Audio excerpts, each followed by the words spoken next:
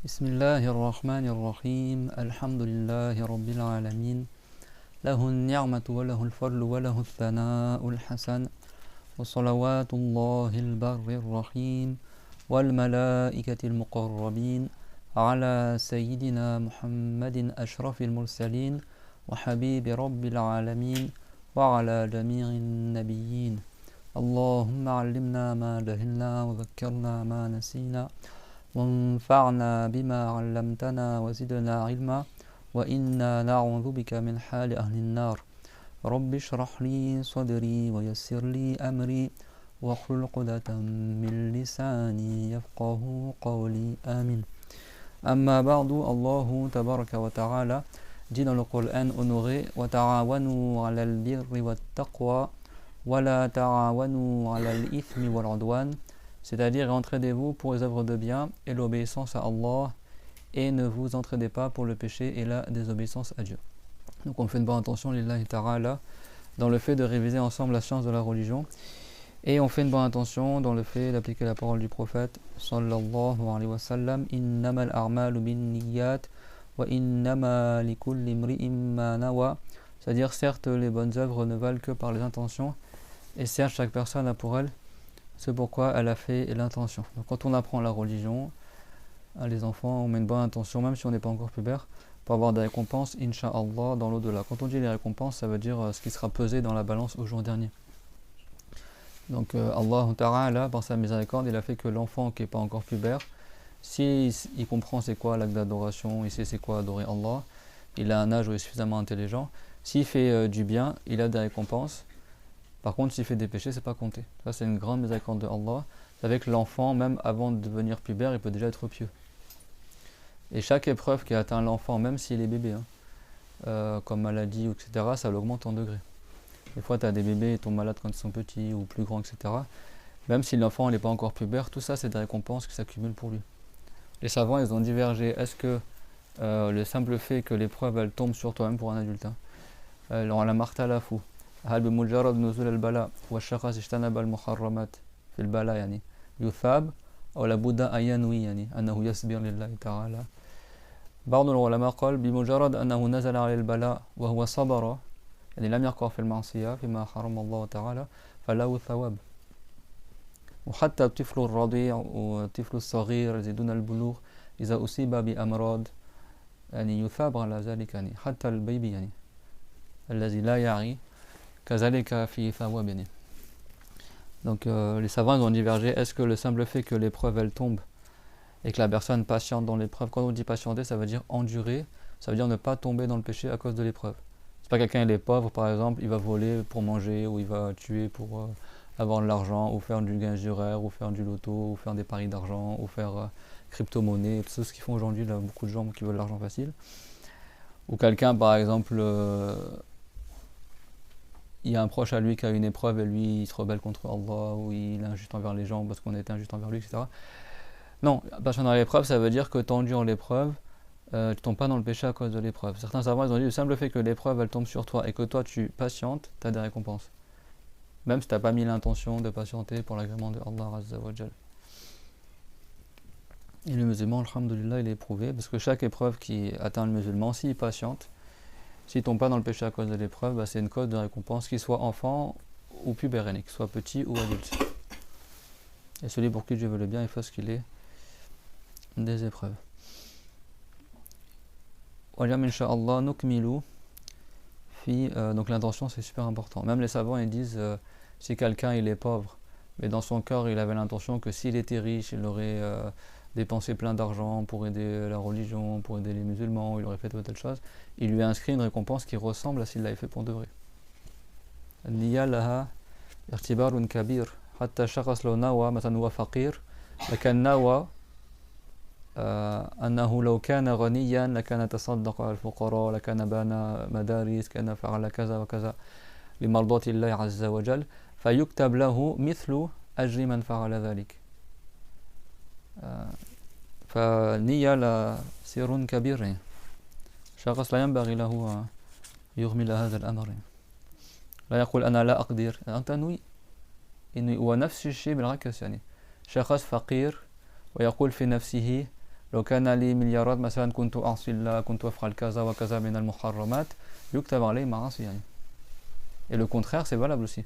Si quelqu'un il est pauvre par exemple et dit si j'avais plein d'argent, si j'étais milliardaire, comme certains ils font des fois quand tu es au collège ou au lycée, tu ferais quoi, c'est $1 million?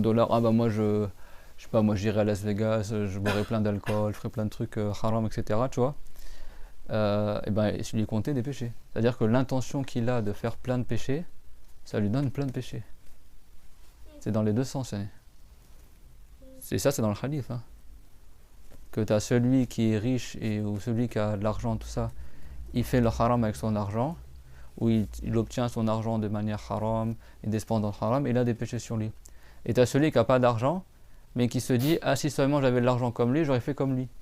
J'aurais aussi fait tout ce haram, etc. Ben, il lui comptait aussi des péchés, pas exactement pareil, mais ça ressemble. Et tu as celui qui est riche, qui a pris son argent du halal et qui l'a dépensé dans le halal, il a beaucoup de récompenses. Et là, celui qui est pauvre qui dit, ah bah si j'avais eu autant d'argent que lui, j'aurais fait pareil, j'aurais dépensé, etc. Mais sincèrement, c'est pas tu te mens en toi-même. Sincèrement, il dit si jamais j'aurais de l'argent halal, j'aurais fait ça, si j'avais ça. Et ben il lui est compté des récompenses comme s'il l'avait fait. Comme, c'est-à-dire que ça ressemble, c'est pas exactement pareil. Donc l'intention, des fois, bah, même si tu n'as pas fait la chose, le fait que tu aies l'intention, tu as beaucoup de récompenses. Mais comme on a vu dans les cours, le simple fait d'avoir l'intention de faire la prière, ça compte pas comme une prière. Le simple fait d'avoir l'intention de faire un hajj, c'est pas suffisant. L'intention de faire le wudu tout seul, c'est pas suffisant. Pour les actes d'adoration tels que cela, il faut aussi qu'en plus de l'intention, la personne, elle respecte les conditions. ليس معنى كلامي أن مجرد النية تكفي. لا يكفي لا يكفي يعني لا يكفي لأنه في مثل الوضوء والصلاة والحج والزكاة لابد من النية نعم لكن كذلك لابد من استيفاء الشروط والأركان واجتناب المبطلات وكذلك المكروهات حتى يثاب. Et même la personne elle évite les déconseillés afin que son acte il soit agréé par Allah. Parce que si tu fais une prière valable mais d'une manière que Allah n'agrée pas, et bien t'as pas de récompense dans ta prière. On a terminé le chapitre du wudu la semaine dernière.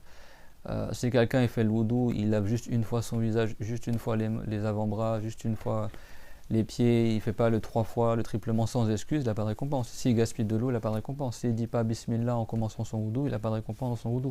Donc nous on a vu les piliers, mais après les récompenses c'est autre chose. C'est ça qu'on appelle l'acceptation. Haza marnahu ma yuqal lahu al-qabul.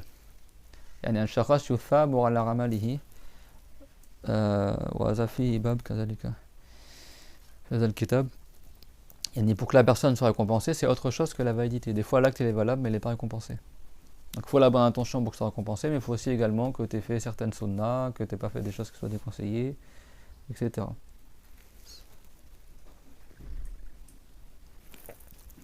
وكمان بس سأرجع شوي لأمر نحكي لبناني إلا طيب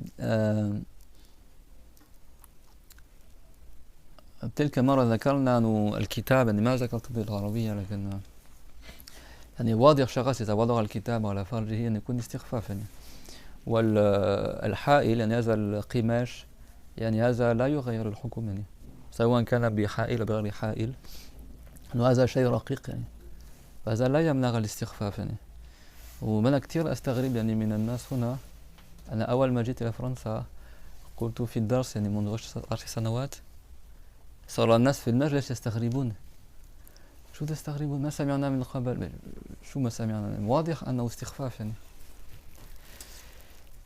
أما مسألة قلب أوراق المصحف بالريق العلماء فصلوا إذا كان مجرد بلل يساعد على قلب الأوراق فليس حراما كالمكروه يعني. أما إذا كان هناك جرم من الريق يلصق بالأوراق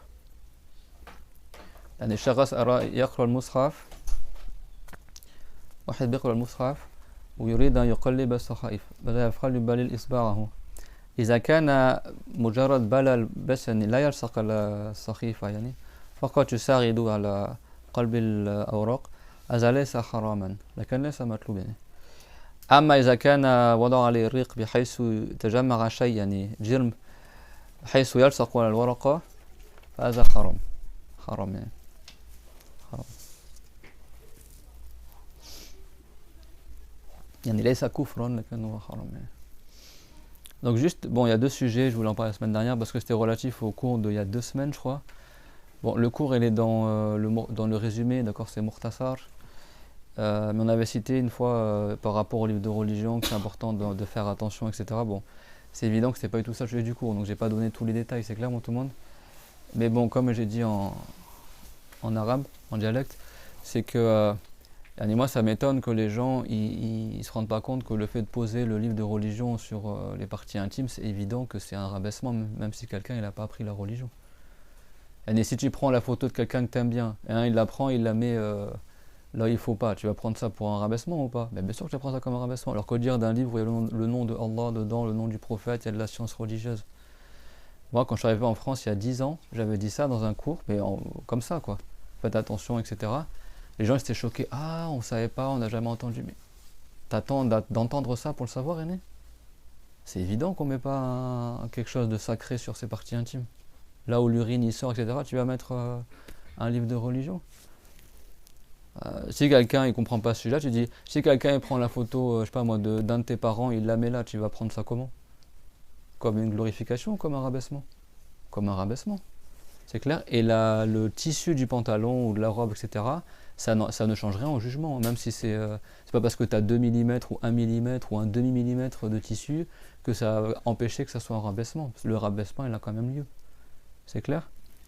Et il y a des actes comme ça où les savants ils disent que la personne elle mécroit même s'il n'a pas eu l'intention. Si l'acte en lui-même il montre un rabaissement de la religion, on ne regarde pas l'intention de la personne. C'est clair? Si quelqu'un il se prosterne pour le soleil par exemple, ou il marche sur le Coran, ou il s'assoit sur un livre de religion, ou alors il s'assoit sur le nom de Allah, ou alors il met un livre de religion à la poubelle en sachant qu'il y a de la religion dedans, ou alors il le met sur ses parties intimes, c'est même pas la peine de savoir qu'est-ce qu'il a visé. L'acte en lui-même il prouve que lui il veut rabaisser. L'acte en lui-même, il est offensant et rabaissant et dégradant et humiliant envers ce que Allah a glorifié. Et humilier, rabaisser ce que Allah a glorifié, ça revient à démentir la religion. C'est pour ça que c'est de la mécrance. Allah Ta'ala, il a dit وَمَنْ يَعْظِمْ شَعَائِرَ اللَّهِ فَإِنَّهَا مِنْ تَقْوَى الْقُلُوبِ. Si quelqu'un glorifie les symboles de l'islam, ça fait partie de la piété des cœurs. C'est-à-dire que parmi les choses qui font que tu es pieux, c'est que tu glorifies les choses de la religion. Mais ça, même un non-musulman le sait à la base. Même les non-musulmans, même au Vatican, ils ont le Coran, etc. Ils vont pas le mettre par terre, etc. Même les autres religions, quand ils savent que c'est un truc qui est en rapport, même en France, dans les musées, etc., le Coran, ils le mettent... c'est connu quand c'est quelque chose qui est relatif à... Yani, quand tu as le nom de Dieu dedans, des choses comme ça, etc., on n'en fait pas n'importe quoi. Yani. Et bon, ça c'est la chose. Donc, moi, ça m'étonne en fait que les gens s'étonnent de ça. En fait. On dirait qu'à chaque fois que j'enseigne ce jugement-là, les gens ils apprennent quelque chose de nouveau. Mais en fait, si ça c'est pas un rabaissement, c'est quoi le rabaissement pour toi? Et après, on avait parlé aussi, j'avais dit que mettre de la salive sur le Coran, c'est haram, c'est bon? Voilà, c'est ça que j'ai dit, mettre de la salive sur le Coran, c'est-à-dire que tu as un morceau de salive qui va sur le Coran. C'est clair, tout le monde, c'est interdit. Parce que la salive, ça n'échappe à personne, que c'est pas quelque chose qui est valorisant, c'est bon? C'est clair, tout le monde? Par contre, si quelqu'un il se lèche juste le doigt, mais sur le doigt, tu as juste une petite humidité, tu n'as pas de la salive, un crachat dessus, c'est bon? Juste à lécher le doigt pour aider à tourner les pages, ça, les savants ont dit, c'est pas haram, mais c'est déconseillé, c'est bon? Par contre, si tu mouilles ton doigt avec la salive de sorte que la page elle colle à ton doigt, il y a de la salive, un bout de salive, un volume de salive sur la page, ça c'est haram. C'est clair? C'est pas de la mécrance, mais c'est haram. C'est clair, tout le monde? La salive, c'est pas impur. Mais c'est pas un manque de. C'est un manque de glorification, c'est clair, tout le monde? C'est un manque d'égard. Voilà, bon, il y en a, ils m'ont posé la question, mais est-ce que le cours il portait de ça? On a dit 3 secondes parce qu'il y avait une personne. Voilà, qui m'a fait penser à ça durant le cours, donc j'en ai parlé vite fait en 2 secondes, mais on va pas faire tout un cours. Les savants, ils ont vachement détaillé dans ce sujet-là. C'est pas le sujet du cours du tout, quoi. Donc c'est pour ça, il y a des choses, vous retenez la règle, tout ce qui est religieux, on le respecte, mais ça, normalement, on devrait même pas le dire, Annie. Quelqu'un qui croit en Allah, en son messager, il a besoin qu'on lui rappelle qu'il faut respecter le nom de Allah et le nom du prophète. Ça a besoin d'être rappelé, ça?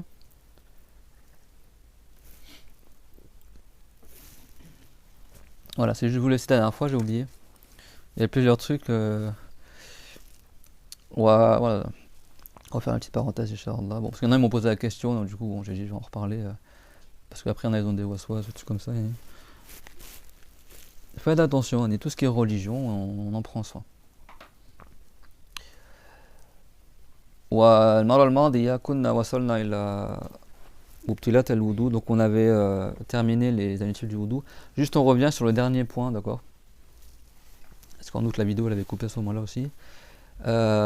زوال العقل لا نوم قاعد ممكن مقعدته ومقعدته فهذا كذلك من مبطلات الوضوء.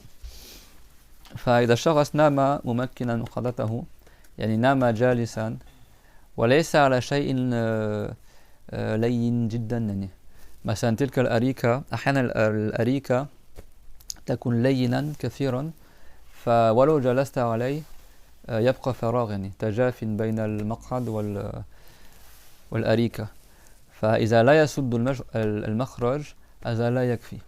كذلك إذا كان الشخص شديد الهزالة, كان هزيلا جدا نحيف حيث لو جلس على شيء صلب كالأرض كالبلاط مثلا والكرسي الخشبي مثلا لا ينسد المخرج لأنه يجلس على العظم, يعني فلا يكون هناك تجاف يعني بينهما, كذلك لا يكفي. فهذا يعني الشخص يعرف نفسه, يعني الحكم القاعدة هي لكن أحوال الناس تختلف, فكل واحد يعرف من نفسه هل هو ممكن مقالته أم لا. Donc on s'est arrêté la fois dernière, donc on reprend juste le dernier point des adjectifs du wudu. On a dit si quelqu'un il s'endort, ça annule les ablutions, d'accord? Sauf s'il est assis bien calé sur son postérieur. Alors بشرط أن يكون نام هكذا واستيقظ بنفس الهيئة. Si c'est endormi comme ça, il s'est réveillé de la même position. Si quelqu'un il s'endort assis, il se réveille couché sur le côté. Même s'il est dans l'école de Shafi'i, même s'il est contre un mur ou appuyé sur quelque chose, hein, il s'est endormi assis, bien calé sur son postérieur et s'est réveillé dans la même position, même si le sommeil était profond, même si ça a duré, etc., ça annule pas le wudu, c'est bon? Et quand on dit bien calé, c'est-à-dire qu'il n'y a pas d'espace entre l'orifice, son postérieur, quoi, et le sol. C'est-à-dire que c'est comprimé de sorte que s'il avait il aurait voulu avoir un gaz pendant qu'il dormait, il n'aurait pas pu sortir. C'est clair? C'est-à-dire qu'il n'y a rien qui peut sortir de l'orifice, il n'y a rien qui annule le wudu. C'est clair, tout le monde? En fait, le sommeil, pourquoi annule-t-il le wudu? À la base, le sommeil, donc chez les malikites, ils disent que c'est sababun lil khadath. C'est-à-dire que c'est pas quelque chose qui annule le wudu, mais c'est quelque chose qui amène à annuler. C'est une cause d'annulation, c'est bon? Et il y a un avis chez eux qui dit aussi que certains malikites, ils ont dit que c'est un khadath. Donc, comme on a vu dans le cours dernier, il y a eu plein de divergences chez les savants. Est-ce que le sommeil annule ou pas? C'est pour ça que ne soyez pas rude envers autrui si vous voyez que quelqu'un dans la mosquée ou quelqu'un d'autre, il n'a pas appris la même chose que toi, surtout dans le fiqh. Alors dans la croyance, il n'y a qu'une seule croyance de vérité, c'est bon. Il n'y a pas de divergence dans la croyance. Tous les compagnons du prophète, alayhi salatu wassalam, ils étaient tous d'accord sur la même croyance. Que Allah a tout créé, que Allah il ne ressemble pas à ce qu'il a créé, qu'il est ni sur terre ni au ciel, que c'est pas un volume, qu'on peut pas l'imaginer, etc. Il n'y a aucune divergence, c'est bon. Donc quand on parle de divergence, c'est pas chiites, sunnites, ceux que disent salafis, non, on ne parle pas de ça. Mais dans le fiqh, les compagnons eux-mêmes ont divergé. Et même dans ce sujet-là, les compagnons entre eux ont divergé. C'est clair? On a cité que Abu Musa al-Ash'ari, par exemple, qui était un mujtahid, parmi les compagnons connus du prophète, alayhi salatu wassalam, du Yémen, d'accord, de la tribu d'Ash'ari, lui, il disait que dans l'absolu, le sommeil annule pas le wudu. C'est clair? Certains, ils ont dit, si tu es bien calé, ça annule pas le wudu. C'est bon? Certains, ils ont dit, si tu t'endors de sorte que tu ne vas pas tomber, ça annule pas le wudu. C'est clair? Après, les mujtahid qui sont venus après, comme l'imam Malik, comme l'imam Abu Hanifa, l'imam Shafi'i, qui sont aussi des grands savants du salaf, et ben, ils ont eu des avis qui des fois convergent avec certains avis des compagnons et des fois ça diverge, c'est bon? Donc il y a beaucoup de détails dans cette question, il y a beaucoup de savants, ils ont divergé, parce qu'il n'y a pas de texte, il y a des textes qui laissent sous-entendre telle ou telle chose, etc. Et les mujtahid, chacun a fait son effort de recherche, il n'y a aucun qui copie sur l'autre, hein, c'est bon? Par exemple, dans l'école d'Abu Hanifa, si tu t'endors dans une position de la prière, par exemple, quelqu'un il s'endort debout, par exemple, ou il s'endort incliné, ou il s'endort prosterné, même s'il n'est pas en train de faire la prière, hein, ça annule pas la prière. Pourquoi? Parce qu'eux, ils considèrent que si tu arrives à rester comme ça, incliné, en train de dormir, c'est que tu n'as pas un sommeil profond, parce que sinon tu tomberais. C'est clair? Ça veut dire qu'en fait, le corps, il n'est pas entièrement, totalement, entre guillemets, déconnecté. C'est-à-dire que tu gardes une part bon, tu dors, donc tu n'es pas conscient en réalité, mais tu gardes une part le corps, il arrive encore à se contenir un peu. Donc ça veut dire que dans ce cas-là aussi, le corps il n'est pas totalement relâché de sorte que n'importe quoi qui peut sortir, un gaz, etc. C'est bon? Vous savez, des fois les enfants ils font pipi au lit quand ils sont petits, d'accord? Parce que quand quelqu'un il dort, il est plus conscient la personne. Donc souvent le sommeil c'est une code dans l'école de Shafi'i, ils disent quoi? Ils disent le sommeil annule le wudu parce que le sommeil c'est il est objet de suspicion d'annulement de wudu quoi. C'est-à-dire qu'en général quand tu dors il t'arrive un truc durant ton sommeil qui annule le wudu. C'est clair? Donc pour eux si tu t'endors ton wudu est annulé. Sauf si tu t'endors d'une manière où tu es sûr que c'est rien qui va sortir. C'est bon? Tout le monde comprend ce que je dis ou pas?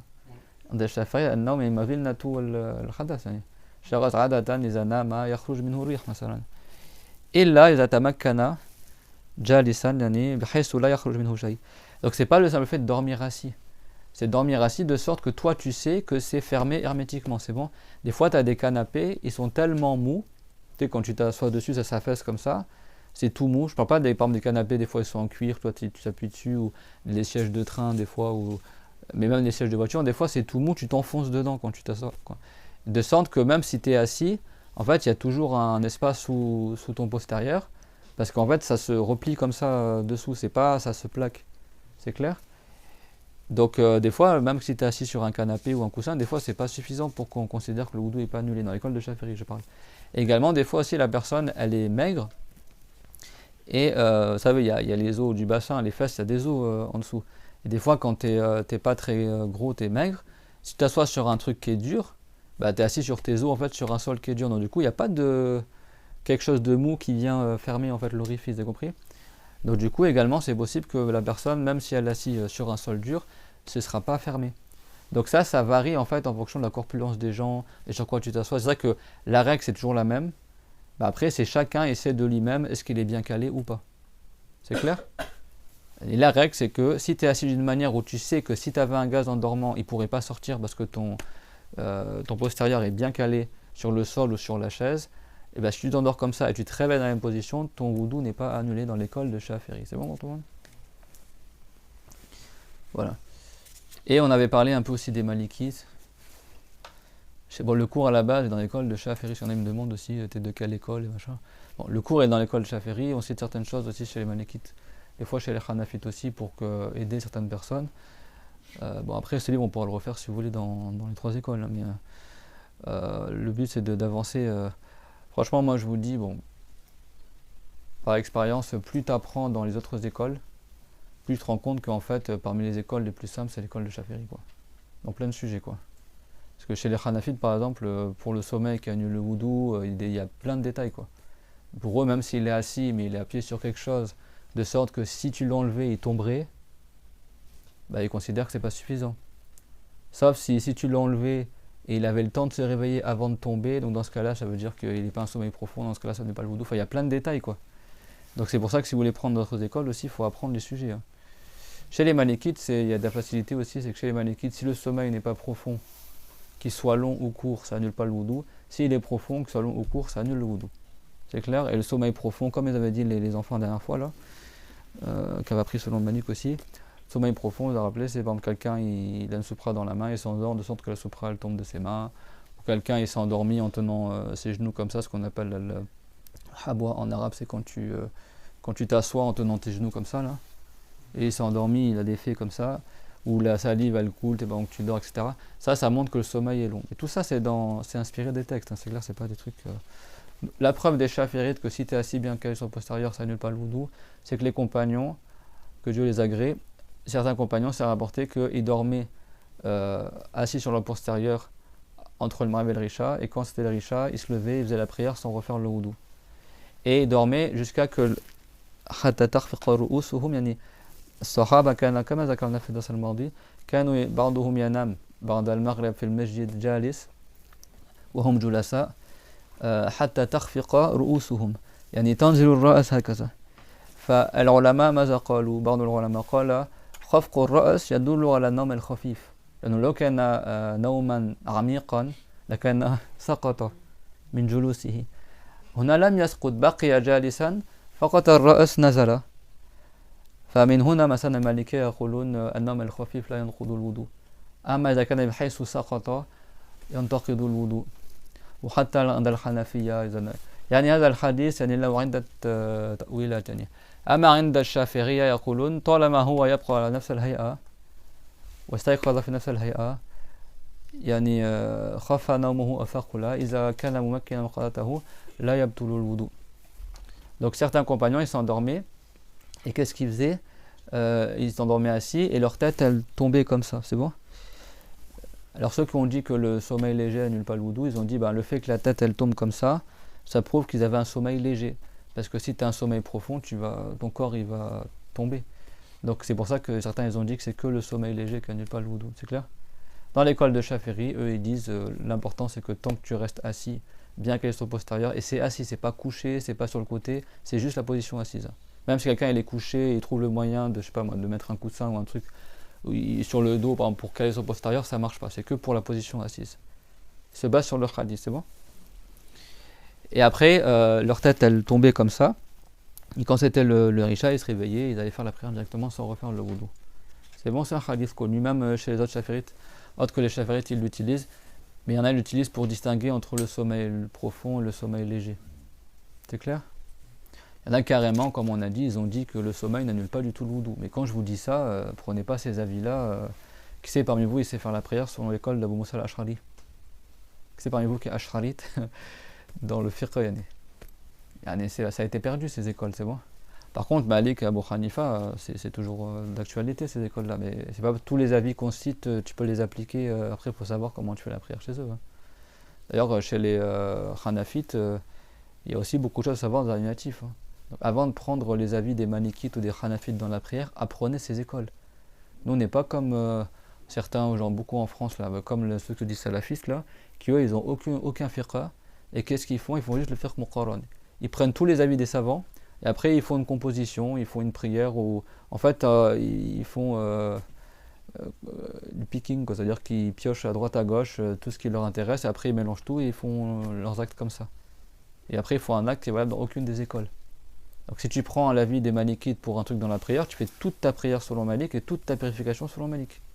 C'est clair?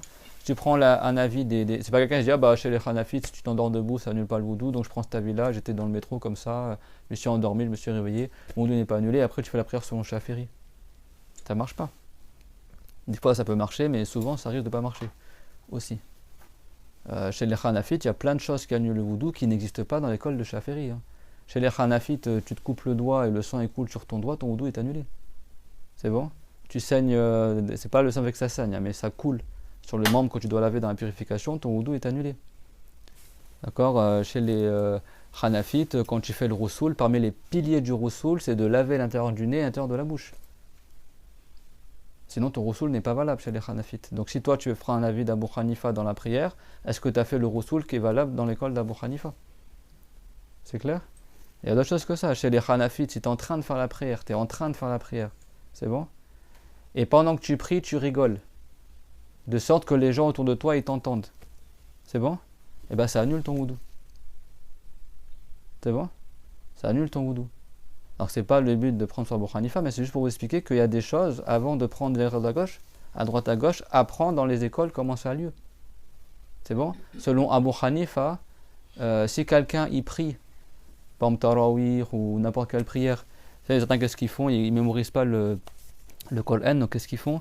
Ils mettent le Qur'an devant eux, par exemple dans Tarawih, etc. Et puis ils lisent à partir du Mus'haf. C'est bon? Ça se fait des fois dans cette mosquée, etc. Je vais pas dire chez les Hanafites, chez Abu Hanifa en particulier, parce que chez Hanafites, il y a plusieurs, Abu Hanifa, ses deux compagnons.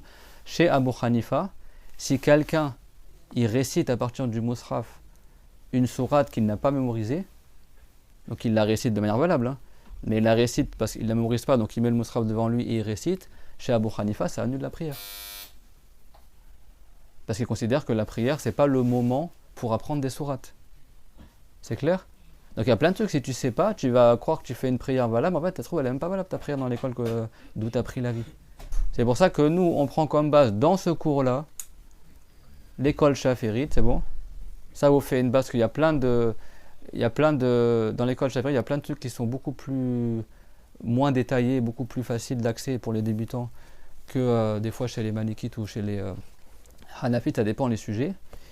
Et puis après, on peut citer d'autres avis, etc. Il n'y a pas de problème. C'est clair, mais quand tu prends l'avis d'une école, après tu fais tout l'acte selon cette école-là. C'est clair, mon tout le monde? Là, je ne vous ai pas donné un cours dans l'école Hanafi ni dans l'école Maliki. C'est juste, je donne juste quelques brides d'informations, juste pour que vous dites ah bah oui, je vais faire attention alors. C'est clair? Parce que par exemple, le rasseur, selon un avis chez Abu Hanifa, il dure plus long, enfin le vol, pardon, il dure plus longtemps que chez les Malikites et chez les Chaférites, par exemple. Selon un avis d'Abu Hanifa, le Maghreb il dure jusqu'à la disparition du crépuscule blanc. On a vu dans l'école Malikite et Chaférite que le Maghreb c'est quand le crépuscule rouge disparaît. Quand le crépuscule et la rougeur après que le soleil disparaît, le Maghreb est terminé. Tu as un avis chez les Hanafites, ça c'est un parmi les avis, il y a d'autres qui ont dit comme les autres aussi. Ils ont dit que c'est quand la lueur blanche qui est après la lueur rouge disparaît. Donc selon cet avis-là, le Maghreb il dure un quart d'heure ou 20 minutes de plus environ que dans les autres écoles. Donc quelqu'un il va dire ah bah le Maghreb vient de sortir, bon j'ai pas envie de tomber dans le haram parce que j'ai pas encore fait le Maghreb, je prends l'avis d'Abu Hanifa que ça dure jusqu'à le crépuscule blanc. Ok, bah après il faut que tu fasses ce qui est relatif à ça. C'est bon, chez les Hanafites par exemple, tu n'as pas le droit de rassembler entre les prières, même si tu es malade, même si tu es en voyage, tu ne rassembles pas entre les prières. Contrairement aux Chaférites et aux Malikites par exemple. C'est clair? Après bon, il y a certains cas où tu peux rassembler, c'est que dans le pèlerinage. Quand tu es à Arafat, tu rassembles entre le Dhuhr et le Asr. Tu avances le rassemblement dans le Dhuhr, et après quand tu vas à Muzdalifa, tu repousses le Maghreb dans le temps du Risha. Après, il y a des trucs à savoir, c'est ça que ça veut dire. Avant de prendre à droite à gauche, c'est déjà arrivé que des gens, même parmi nos frères et sœurs, ils arrivent, ils ont pris un avis dans une école, 15 ans après, ils se rendent compte qu'en fait, le truc qu'ils ont fait comme prière ou le wudu n'était pas valable dans cette école-là en question. Parce qu'ils ont pris juste ce qui leur a arrangé, sans savoir les conditions qu'il y avait autour. Donc le firqa, c'est pas juste tu prends... tu pioches comme ça à droite à gauche, ah bah il y a un avis, chez l'Auzari il y a ça, chez Abou Moussa il y a ça, bah, je vais prendre comme ça, etc. C'est pas quelqu'un demain il arrive, il s'endort, il a dormi toute la nuit, ah bah chez Abou Moussa ça annule pas le wudu, donc c'est bon, moi je prends cet avis là, je fais la prière. Mais toi tu connais les détails chez Abu Hanifa, chez Abou Moussa al-Ash'ari par exemple, comment tu fais la prière chez eux, c'est quoi ces conditions, etc. Il y a des écoles qui ont été perdues, la plupart des écoles elles ont été perdues, les écoles des compagnons n'ont pas été conservées. Donc il y a des choses que les savants citent dans les usul du firqa, etc., pour que les gens, tu saches un peu chez les divergences, tout ça, mais ça ne veut pas dire que tout prend tout. Et après, tous les avis également ne sont pas forcément applicables dans toutes les situations, quoi. C'est clair, tout le monde? Donc, mollo, si tu apprends que si tu vois quelqu'un il s'endort et un sommeil qui n'est pas long et qui est léger, et te dit que ça annule pas le wudu, tu vas pas dire que tu es un égaré, tu as contredit la religion. Le firqa, il y a des divergences dedans. وكمان على مندى المالكية إذا كان النوم خفيفا سواء طال أم قصر لا يبطل الوضوء لكن إذا كان طويلا خفيفا يسن منه الوضوء. Si chez les Malikites, si le sommeil est léger, ça annule pas le wudu. Mais si c'est un sommeil léger long, c'est recommandé de refaire le wudu. C'est clair? Et dans tous les cas, moi je vous dis, si tu t'endors autre que assis, bah refais ton wudu pour sortir de la divergence. Donc on sait qu'il y a plusieurs savants, ils ont dit que ça annule le wudu. C'est clairement tout le monde. Et ça, il y a des hadiths à ce sujet-là. Al-Rayna, Niwika, Ussahi. Bah, on n'est pas le temps c'est détaillé. Bon. C'est bien aussi, des fois aussi, c'est un truc. Bon. Le prophète, il a dit les yeux, c'est comme un lien qui ferme l'orifice. C'est-à-dire que tant que tu es réveillé, tes yeux, ils empêchent le gaz de sortir parce que tu te contiens. Quand tu t'endors, eh ben, le lien se défait, la corde elle se détache, du coup tes yeux ils sont plus là pour tes yeux, dire ton état de conscience n'est plus là pour te garantir qu'un gaz va pas sortir. C'est bon? C'est ça que le prophète il a dit en les salatu wassalam. Par contre les prophètes quand ils dorment, leur cœur ne dorme pas, ils restent conscients parce qu'ils reçoivent la révélation durant leur sommeil. Donc du coup leur sommeil n'annule pas le wudu. C'est clair? C'est pour ça que certains savants ont dit c'est pas le sommeil en lui-même qui annule le wudu, mais le sommeil mène à quelque chose qui va annuler le wudu. C'est clair, tout le monde? En revanche, si quelqu'un il perd conscience par l'évanouissement, là son wudu est annulé. Ou par la folie. C'est clair, tout le monde? Le prophète, alayhi salam, quand il allait mourir, souvent il s'évanouissait. Après il se réveillait, il disait ramenez-moi de l'eau. Alors quand tu t'évanouis, c'est recommandé de faire le roussoul, d'accord? Mais ça annule juste le wudu à la base. Le prophète demandait qu'on lui ramène l'eau pour faire les ablutions, faire le roussoul, après il se réévanouissait à nouveau, après il se réveillait, amenez-moi de l'eau, etc.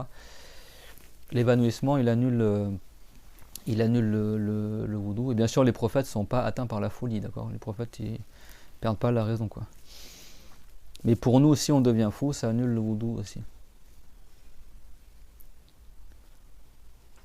Tout le monde a compris ce sujet-là? Donc même si tu es dans un train ou dans un avion, si tu sais que tu es bien calé, ou sur un cheval, etc., si tu sais que tu es bien calé, qu'il n'y a pas d'espace entre ton postérieur et le sol ou la chaise, etc., et tu t'endors comme ça, et tu te réveilles comme ça, dans l'école de Jaferi, ton wudu n'est pas annulé. C'est bon? Par contre, si tu es tombé ou tu te réveilles, etc., tu as bougé de ta position, de sorte que tu n'es plus bien calé, et que tu t'es endormi comme ça, le wudu il est annulé. Voilà. C'est bon?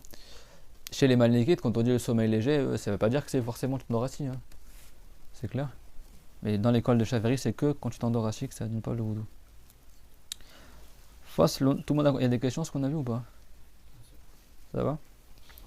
Faslun يجب الاستنجاء من كل رطب خارج من أحد السبيلين غير المني بالماء إلا أن يطهر المحل أو بمسحه 3 مسحات أو أكثر إلى أن ينقى المحل وإن بقي الأثر بقالع طاهر جامد غير محترم كحجر أو ورق ولو مع وجود الماء من غير انتقال وقبل جفاف فإن انتقل عن المكان الذي استقر فيه أو جف وجب الماء.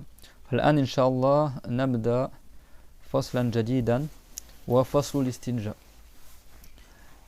يعني من نجوت الشيء إذا قطعته في أول الكتاب. إن شاء الله نجد نسخة لك بالعربية إن شاء الله أخونا. Donc aujourd'hui on commence un nouveau chapitre, c'est le chapitre de l'istinja.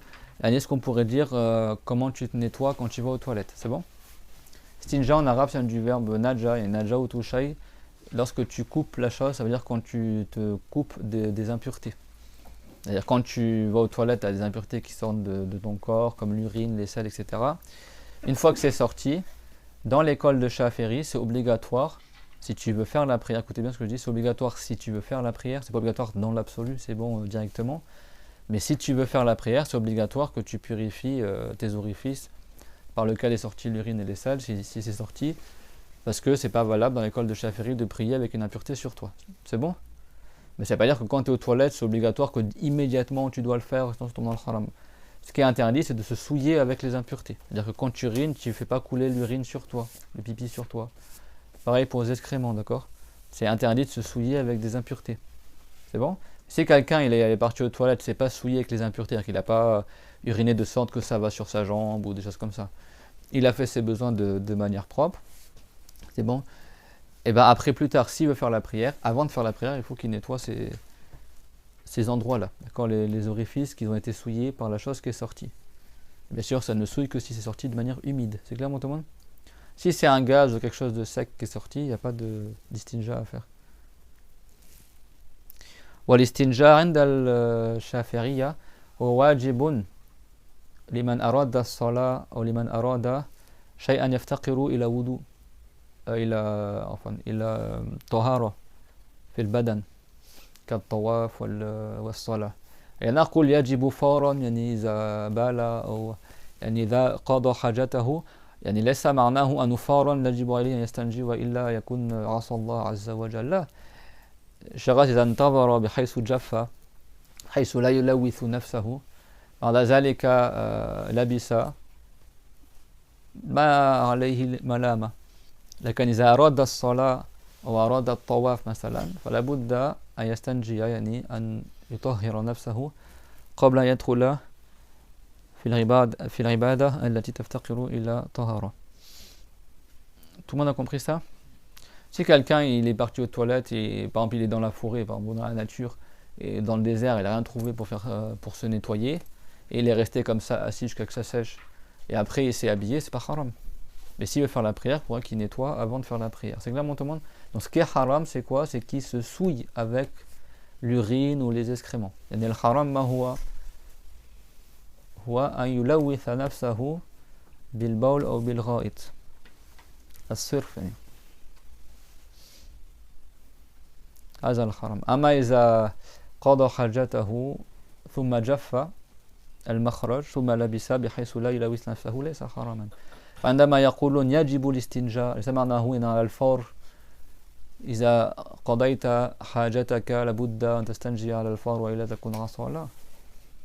وكذلك هذا الاستنجاء محل خلاف بين العلماء هل يسن هل يجب فالعلماء اختلفوا في ذلك مفهوم ما اختلفوا في تحريم التدمخ بالنجاسة لكن اختلفوا في الاستنجاء عند المالكية سنة عند الحنفية كذلك لهم كلام في ذلك عند الشافعية واجب لا تصح الصلاة لمن لم يستنجي من النجاسة بلا عذر. Et également l'istinja, nous on dit dans l'école Shafi'i c'est obligatoire parce que la prière n'est pas valable si tu as une impureté sur toi. Si tu entends que dans d'autres écoles c'est recommandé par exemple, et sur personne il dit que c'est permis de se souiller avec l'urine, etc. On ne parle pas de ça. On parle si quelqu'un il a fait ses besoins, ça a séché par exemple, de sorte que ça va pas couler sur lui, etc. Et il s'est rhabillé comme ça. C'est bon? Et imaginons il a prié sans tout nettoyer. Est-ce que sa prière est valable ou pas? Est-ce que c'est obligatoire qu'il fasse istinja? Est-ce que c'est recommandé qu'il fasse istinja? Certains savants ils ont détaillé, est-ce qu'il y a beaucoup qui est sorti, pas beaucoup, ça dépend de la quantité, ça dépend où c'est, etc. Donc chez les Malikites, par exemple, ils vont dire que c'est sunna l'istinja. D'accord? Chez les Hanafites, c'est sunna dans certains cas. C'est clair, tout le monde? Et après, ça dépend, est-ce que le truc il est humide ou pas? Est-ce que c'est une fille ou un garçon? Est-ce qu'il y a beaucoup de quantité qui est sortie? Ou est-ce que ça atteint une autre partie du corps? Il y a plein de détails dans notre école, c'est bon?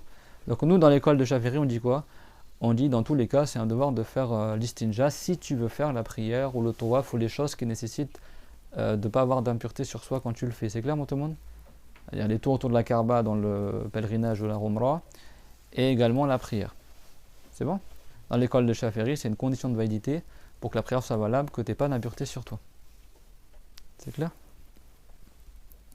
Donc l'istinja, il est obligatoire de toute substance humide. Alors pourquoi il dit humide? Parce que l'impureté, pour qu'elle souille, il faut qu'elle soit humide. La najas a l'impureté, elle souille quelque chose lorsqu'elle est humide. Si elle est sèche, ça ne va pas laisser de traces sur toi. C'est bon? Donc si quelqu'un, par exemple, il boit très peu, c'est un peu la famine, tout ça. ورد في المسلم مثلا عندما كان بعض الصحابة مسافرين يعني يكادون لا يأكلون شيئا يعني فكانوا يقولون يعني كنا نتغوط يعني والذي كان يخرج منا كروث الإبل يعني والمعيز يعني هذا يعني يكون مثل الأخجار يعني ناشف فهذا لا يلوث المخرج لما يخرج. كذلك إذا خرج حصى هذا الحصى في الغداء يخرج من الرجل من الذكر أحيانا ينحبس البول وله أشياء كذا مواد تخرج يعني جافا من الجسد هذا لا يلوث المخرج فهذا لا يستدعي الاستنجاء يعني الشخص له أن يتوضأ ولا يستنجي لأنه لا يوجد شيء يلوث المخرج. Dans Muslim, c'est rapporté qu'une fois il y avait des compagnons qui étaient en voyage. L'histoire elle est un peu longue tout ça, mais en fait tellement ils n'avaient rien à manger qu'en fait ils disaient quand on faisait nos besoins, et quand ils faisaient les selles quoi, les excréments qui sortaient, ils étaient secs comme les excréments des chameaux ou des chèvres. Alors ceux qui ont connu, je ne sais pas ceux qui sont partis un peu à la campagne en France ou ceux qui ont déjà parti en Arabie ou dans des chameaux, etc. Moi quand j'étais petit c'est connu en France, quand tu vas dans les chemins à la campagne, des fois tu trouves plein de petites billes comme ça sur le sol. Ça c'est le caca, le crottin des chèvres. Ça tu donnes un coup de pied dedans, ça roule.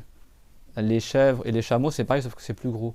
Leur excrément, leur caca il est tout sec. C'est bon? À dire, même si tu le prends dans la main ça va pas te souiller, c'est bon? C'est clair, les animaux ils sont différents, les vaches, vraiment c'est pas du tout pareil. Mais tu vois par exemple les chèvres, ça fait des tout petites billes comme ça. Tu prends un bâton, tu fais ça, ça roule quoi. C'est bon? Et les chameaux c'est pareil. Et donc les compagnons ils disaient tellement on mangeait quasiment rien, tellement on buvait peu, etc. Et quand on faisait nos besoins, quoi, ça sortait comme les crottes de chèvres quoi. C'est bon? Tel que ça, bien sûr ça annule les ablutions, comme on a vu dans le cours dernier, mais ça ne rend pas obligatoire l'istinja parce que ton orifice, l'anus, il n'a pas été souillé par les excréments. C'est clair. Des fois aussi, ça peut arriver pour l'homme. Des fois, tu as des problèmes urinaires que Dieu nous préserve, amine. Des fois, l'homme, c'est possible qu'il a comme des cailloux dans le conduit C'est bon. Et donc des fois les petits cailloux après ils sortent avec l'urine, tout comme ça. Si quelqu'un il a juste un caillou qui sort, dans l'école de Shafi'i, ça annule le wudu. Dans l'école Shafi'i, tout ce qui sort de l'orifice inférieur, que ce soit habituel ou pas, ça annule les ablutions. Sauf le sperme, d'accord? Le sperme, il y a un des petits qui vient en cours, il m'a demandé la dernière fois, mais il n'y a pas longtemps, il m'a dit c'est quoi, parce qu'il le mot il n'avait pas compris. Bon, c'est une substance qui sort chez l'homme et chez la femme, c'est la semence qui sert à concevoir le bébé dans le ventre de la mère, d'accord? C'est un liquide qui sort par le zizi du garçon ou chez la femme, qui est blanchâtre un peu, qui sort par à coup. Et ça, les savants aussi, ils ont divergé à son sujet, d'accord? Dans l'école de Shafi'i, le sperme, il n'est pas impur et il n'annule pas le wudu. C'est clair? عند المالكية معروف أن المني هم يفرقون هل هو خرج بالشهوة المعتادة أم لا. إذا خرج بالشهوة المعتادة فالخروج المني يوجب الغسل.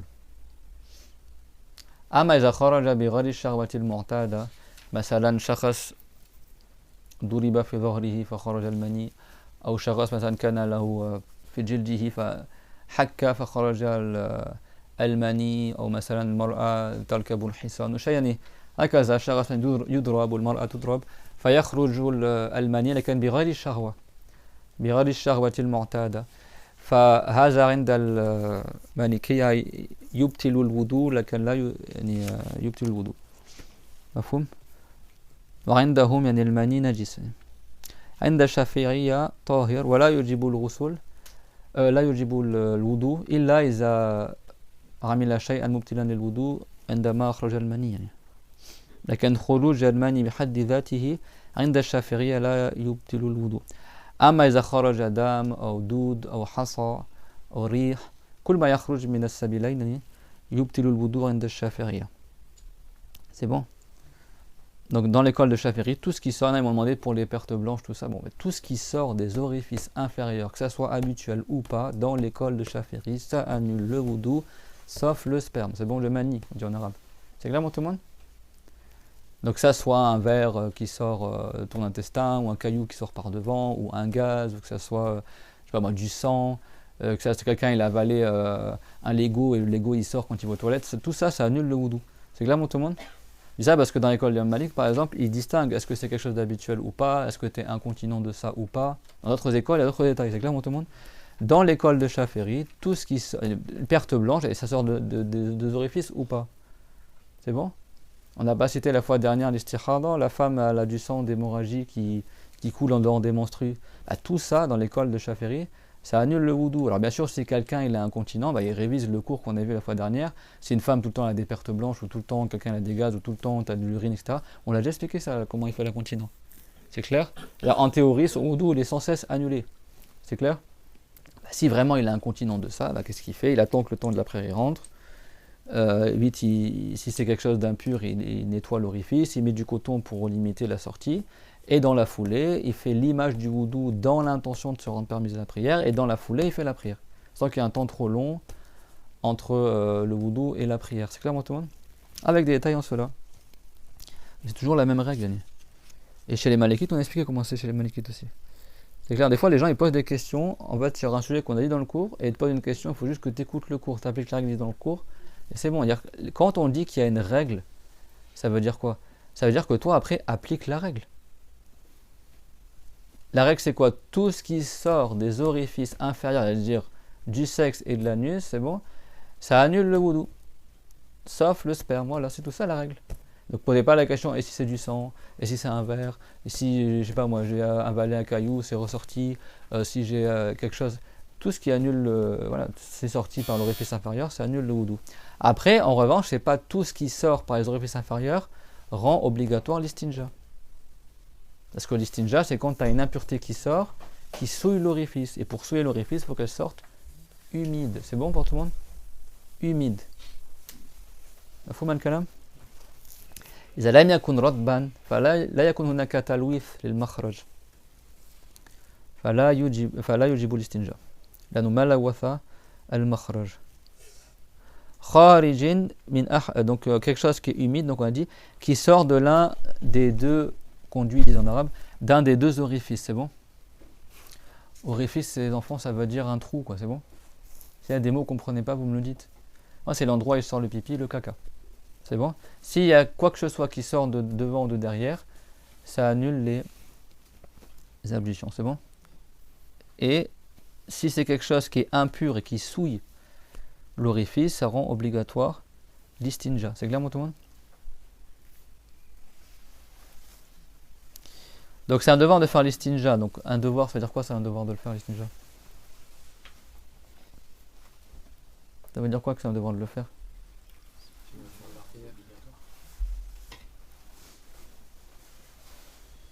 Hein? Quand on veut faire la prière. On va faire la prière, c'est bon?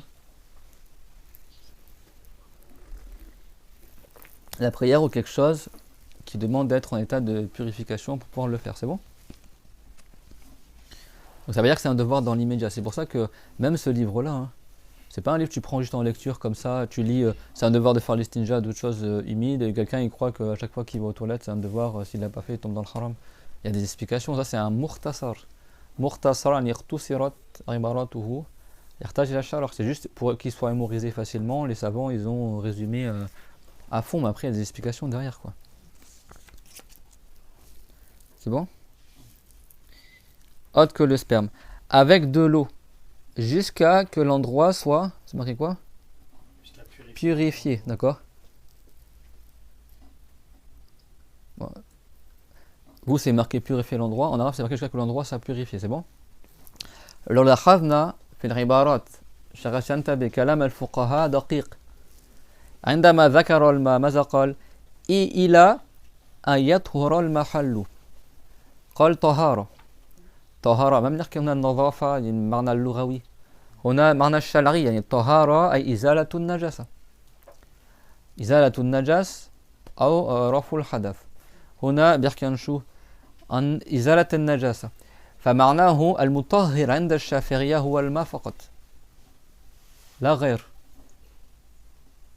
فعندما يقول إلى أن يطهر يعني حتى يطهر المحل معناه يعني أزال الأوصاف والجرم ما بقي شيء من النجاسة فعندما ذكر الماء ذكر الطهر قال إلى أن يطهر المحل أو بمسحه 3 مساحات أكثر إلى أن ينقى المحل هنا في المساحات المسح يكون بإيش الآن في العادة يعني نستعمل الورق يعني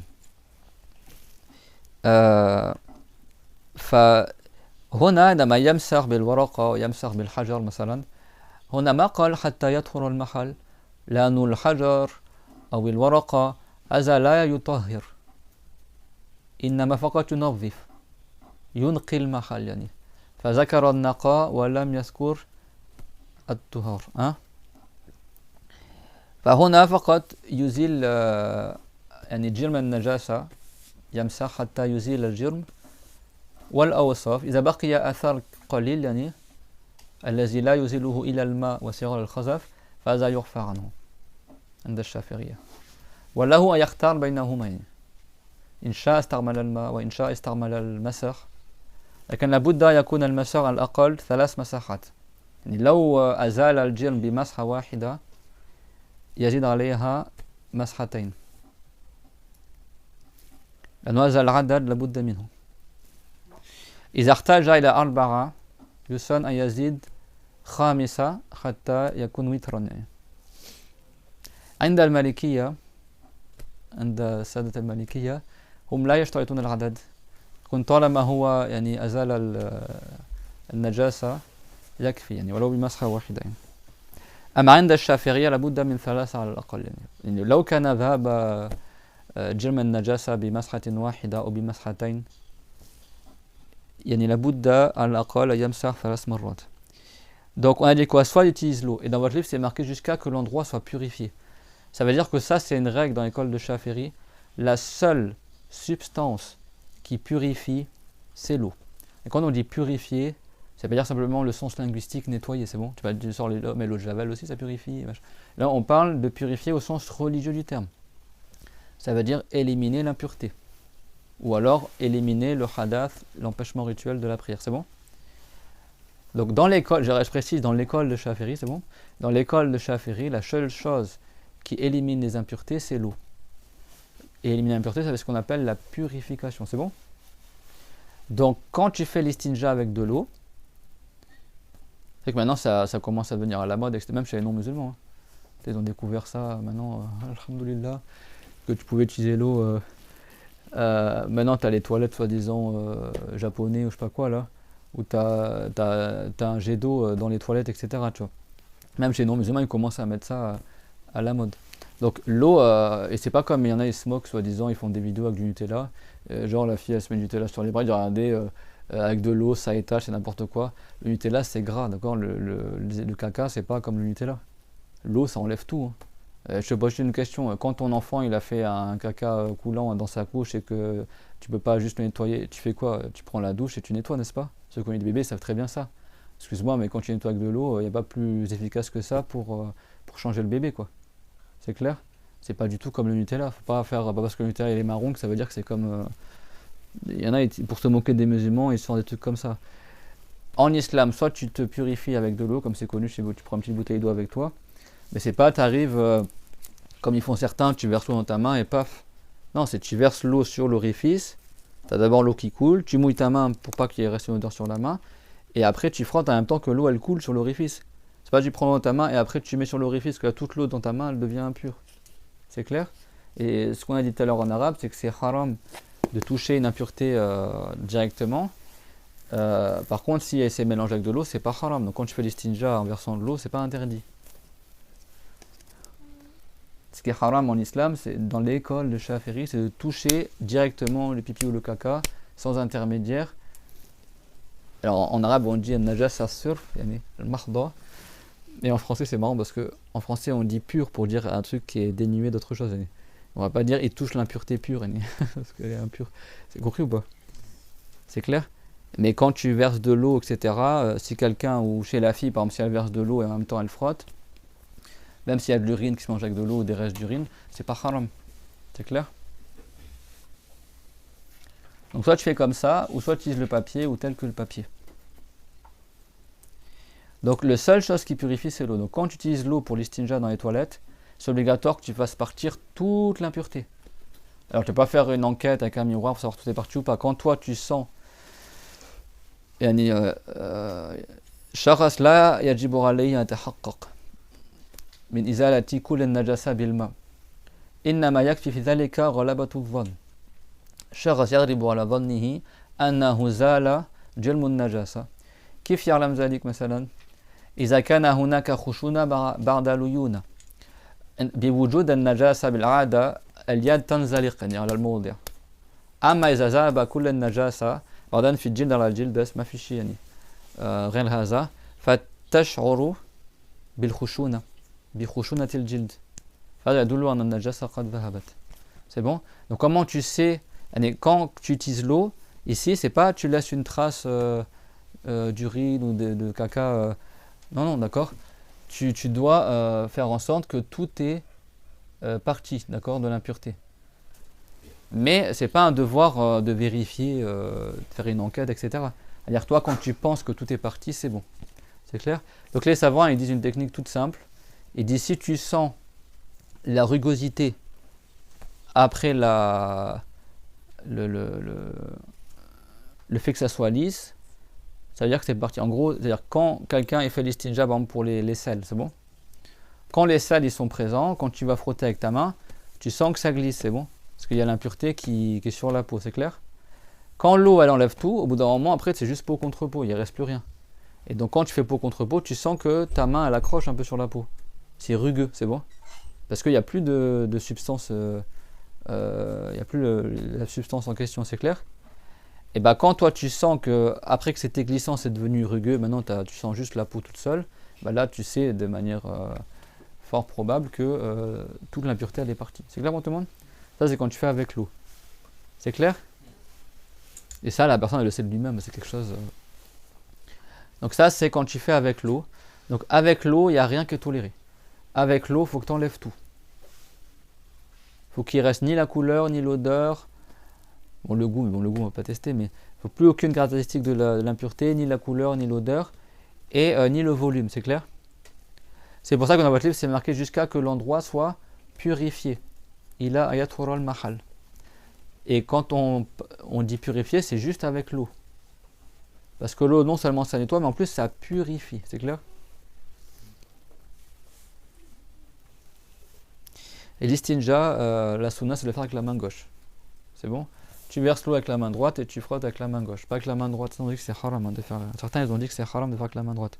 Tout ce qui est un peu sale comme ça, tu fais avec la main gauche. Tout ce qui est honorable, tu fais avec la main droite. Tu manges avec la main droite, tu donnes les cadeaux avec la main droite, tu prends le cadeau avec la main droite, tu sers de la main droite. Tu commences par la droite quand tu sers les invités, tu rentres dans la mosquée par le pied droit. D'accord? Quand tu vas aux toilettes, tu rentres par le pied gauche. C'est bon? Donc tu fais avec la main gauche. C'est clair, tout le monde? Et quand tu frottes, donc ça c'est pour derrière, tu frottes avec en premier avec le majeur de la main gauche, c'est bon? En priorité quoi. C'est bon? Voilà, tu mouilles ta main avant, comme ça les pores de la peau se referment, il n'y a rien qui... Voilà, et après tu fais avec la main, c'est bon? Ça c'est pour ceux qui font avec l'eau. En revanche, si vous voyez la suite après, il a dit, ou alors par 3 essuyages, 3 frottements, ou plus, jusqu'à que l'endroit soit propre. Et même s'il reste une trace. Ici, vous avez vu, il n'a pas dit jusqu'à que l'endroit soit purifié. Pourquoi? Parce que le papier toilette ne purifie pas. Juste, il nettoie. C'est-à-dire que tu auras beau frotter avec le papier, ça va enlever le volume de l'impureté, ça va enlever peut-être la couleur, etc. Mais le jugement de cet endroit-là, c'est qu'il est toujours souillé par l'impureté. Parce que tu l'as toujours pas lavé avec de l'eau.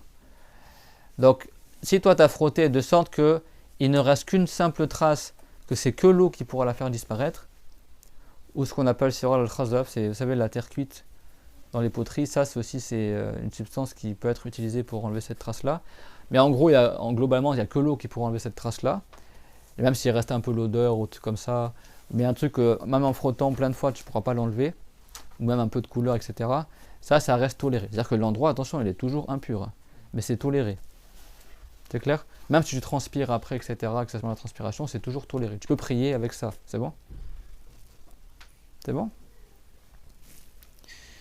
Mais dans l'école de Shafi'i, comme j'ai dit en arabe, il faut tout le temps qu'au minimum, tu aies fait 3 essuyages. C'est-à-dire même si tu avais par exemple pas grand-chose, quelqu'un il a uriné par exemple, et avec un bout de papier toilette, il a essuyé une fois et tout est parti. Il ne reste plus aucune trace de l'urine, c'est bon? Malgré ça, il rajoute 2 essuyages. Dans l'école de Shafi'i, c'est obligatoire de faire au minimum 3. Même si c'est parti, il continue jusqu'à 3, c'est bon? Si 3 c'est pas suffisant, il rajoute 4, 5, 6, etc. S'il a fait un essuyage qui est pair, par exemple il a fait 4 essuyages, c'est recommandé qu'il rajoute un 5e. Si tu as fait 6, tu rajoutes un 7e. Ça c'est juste une sunna, pour terminer sur un nombre qui est impair, c'est bon?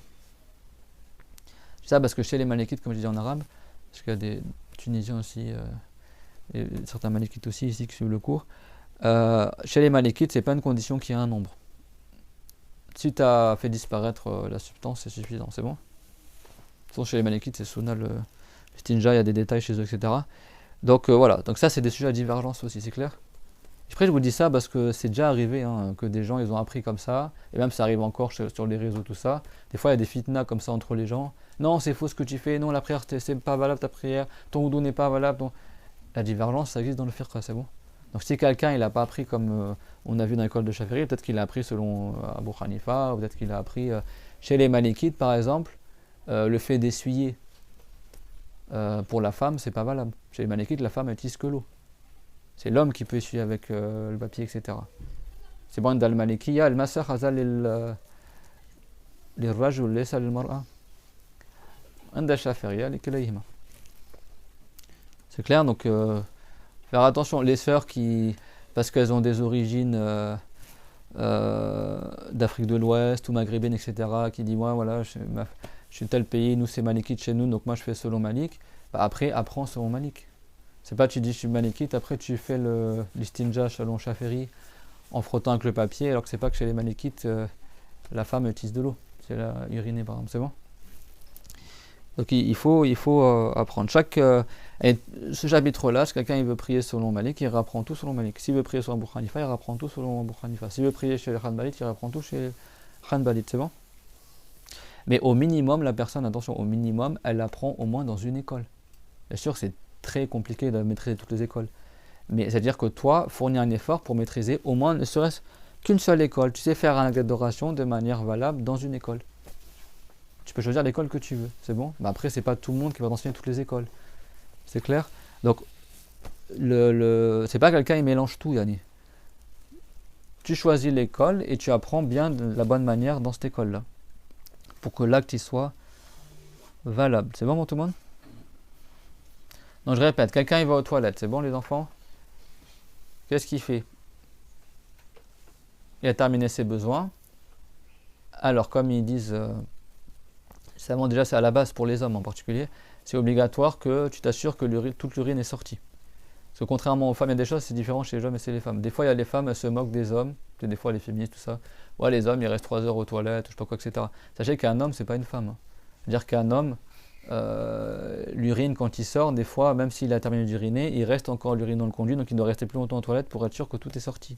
C'est clair, des fois, il y a des hommes, ils restent 10 minutes de plus, parce que s'ils se lavent, il y a des gouttes qui vont tomber. C'est un devoir de s'assurer que toute l'urine est sortie. C'est clair? Soit en massant entre les jambes, soit en faisant comme ça, soit en te levant, en te rassis, etc. Mais il y a certains hommes, des fois, même 10 minutes après ou 5 minutes après, il y a encore des gouttes qui tombent, donc ils restent plus longtemps. D'accord? Donc c'est différent, il y a des choses... voilà, donc les savants, ils parlent de ça, ce qu'on appelle l'istibra. T'assurer que l'urine est sortie.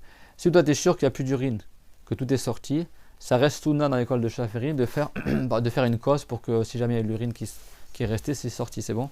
Si toi tu n'es pas sûr et tu sais que peut-être en marchant ou en te levant il va tomber encore de l'urine, dans ce cas-là c'est un devoir que tu restes de faire l'istibra et de faire sortir le reste de l'urine. C'est bon? En contractant, comme ça par exemple, en te levant, en t'asseyant. Par exemple si quelqu'un il est dans la nature, il met un mouchoir, il marche un peu, des fois quand il marche un peu, le reste il sort, c'est bon? Mais quelqu'un il finit d'uriner, c'est bon? Finit d'uriner et direct il se rhabille. Et quand il se rhabille, après il marche, il y a des gouttes d'urine qui tombent dans son caleçon ou sur sa cuisse, ça c'est un grand péché et c'est parmi les causes les plus fréquentes du châtiment de la tombe, de se souiller avec l'urine. Pour les hommes ou pour les femmes, mais souvent ça arrive chez les hommes. Donc même si tu fais pipi derrière un arbre dehors, etc., tu as un mouchoir avec toi, quand tu termines d'uriner, c'est pas pif, tu fermes la raguette, c'est fini. Tu prends un mouchoir et tu t'essuies, et bien sûr quand on dit t'essuie 3 fois, c'est-à-dire 3 fois avec un truc propre. C'est pas t'essuies 3 fois avec le même truc qui a déjà été souillé la première fois, tu réessuies avec. Donc soit tu prends 3 papiers différents, ou soit par exemple si tu as un gros morceau de papier, tu t'essuies la première fois que ce coin-là, après une autre fois que ce coin-là, et une autre fois que ce coin-là. La manière cool, يمسح 3 مرات ليس يمسح بنفس الشيء يعني الملوث بالنجاسة يرجع كذا يمسح من جديد مع الطرف الذي هو متنجس بالنجاسة. لا، العلماء قالوا إما يمسح ب3 أوراق مثلا، أو إذا كان عنده حجر أو ورقة كبيرة ويمسح بطرف، يعني بهذا الطرف سواء بهذا الطرف سواء بهذا الطرف، كذلك يكفي ولو شيئا واحدا يعني كان، لكن له عدة أطراف فتارة يستعمل الطرف الأول ثم الطرف الثاني ثم الطرف الثالث، هذا كذلك يجوز يعني. Donc ce qui permet d'essuyer lorsque tu fais tes besoins, le plus commun aujourd'hui c'est papier toilette, c'est bon. Dans le passé, fut un temps, utiliser autre chose. Ce qui est connu chez les musulmans aussi, même à l'époque du prophète, c'est d'utiliser les pierres. C'est bon. Aujourd'hui, ça paraît peu commun. Sachez que même dans l'Antiquité grecque, les Grecs, parce que c'est la référence ultime des Européens, donc si jamais tu tombes sur un Européen qui se moque des musulmans, oh, c'est quoi votre religion, j'ai lu là, soi-disant, vous faites l'istinja, vous essuyez les fesses avec des pierres, tout ça, sachez que ça, c'était courant chez les Grecs aussi, dans l'Antiquité. Tu as des poteries qui montrent ça, etc. C'est connu, d'accord, chez eux. Donc si eux, ils se moquent des musulmans, ils disent, chez vos philosophes, Aristote et Platon, ils utilisaient les pierres aussi pour faire l'istinja. C'est bon? Donc, l'istinja, quand tu veux frotter, l'important, c'est d'utiliser une substance qui ôte l'impureté, c'est-à-dire qui assèche l'impureté, qui éponge l'impureté, qui soit pure, cette substance-là que tu utilises, qui soit consistant, c'est pas un truc qui s'effrite quand tu l'utilises, c'est bon, et qui soit pas respectable, comme c'est marqué dans vos livres. Par exemple, si quelqu'un utilise du papier, si quelqu'un utilise du tissu, par exemple, si quelqu'un utilise une pierre, tout ça c'est valable pour l'istinja. Mais il ne faut pas que ça soit lisse, par exemple. Quand c'est lisse, tu étales le truc. Donc tu n'utilises pas, par exemple, une feuille d'un arbre qui est lisse, par exemple, ou un morceau de cuir qui est lisse. Par contre, tu prends le revers du cuir qui est rugueux, ça peut marcher, d'accord? Aujourd'hui, la plupart des gens utilisent du papier toilette. Par contre, attention, les lingettes humidifiées, ça c'est pas valable pour l'istinja. faut que le truc soit sec. D'accord. لما شغل يمسح بالورقة ما كان شيء مبلول يعني بد أن يكون يعني جافا وينشف يعني قلع معناه ينشف النجاسة يزيل الرطوبة يعني مثل الحجر مثل الورقة. أما الأملس كالقصب كالزجاج والبلاستيك وحتى الجلد يعني جهة الجلد الوجهة التي هي أملس هذا يعني ماذا يفعل؟ ينشر النجاسة يعني لا يزيلها. أما إذا أخذ الوجهة التي هي في خشونة من الجلد من تحت البطانة فهذا بالعادة يعني يزيل النجاسة، لكن لابد أن لا يكون محترما. كذلك استعمل الجورب مثلا أو قماش كذلك هذا يكفي.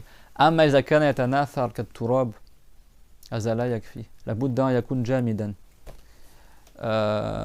ولابد أن لا يكون محترما. فمثلا إذا استنجى بالخبز مثلا الخبز يزيل النجاسة لكن هو من أكل الآدميين مأكولات الآدميين فحرام الاستنجاء بالخبز ولا يصح الاستنجاء يعني ولو أزال النجاسة ما صح يعني لا يكفي. Donc par exemple le pain ça remplit certaines des conditions pour pouvoir essuyer dans l'istinja, mais le pain c'est respectable parce que c'est un aliment qui à la base est consommé par les humains. Alors après il y a tout un détail, c'est quel aliment qu'on considère, est-ce que c'est mangé plus par les bêtes que les humains, enfin bon on va pas rentrer dans tous ces détails là, mais globalement si un aliment il est mangé en général par les humains, c'est-à-dire que c'est un aliment qui est à la base consommé plus par les humains que par les animaux, parce que les chevaux ils mangent du pain aussi, c'est bon, et ben on n'a pas le droit de l'utiliser pour l'istinja, c'est considéré comme étant respectable.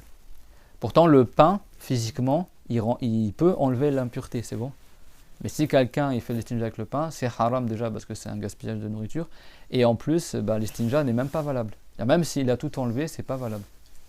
C'est clair? Bon, après, les savants citent un exemple évident qui revient à ce qu'on a dit au début du cours. Si quelqu'un il prend une feuille de religion pour faire l'istinja, c'est haram, c'est pas valable, en plus il tombe dans la mécrance parce qu'il a rabaissé la religion. Donc, qui c'est qui va faire ça? Il faut vraiment être tordu, quoi. C'est bon?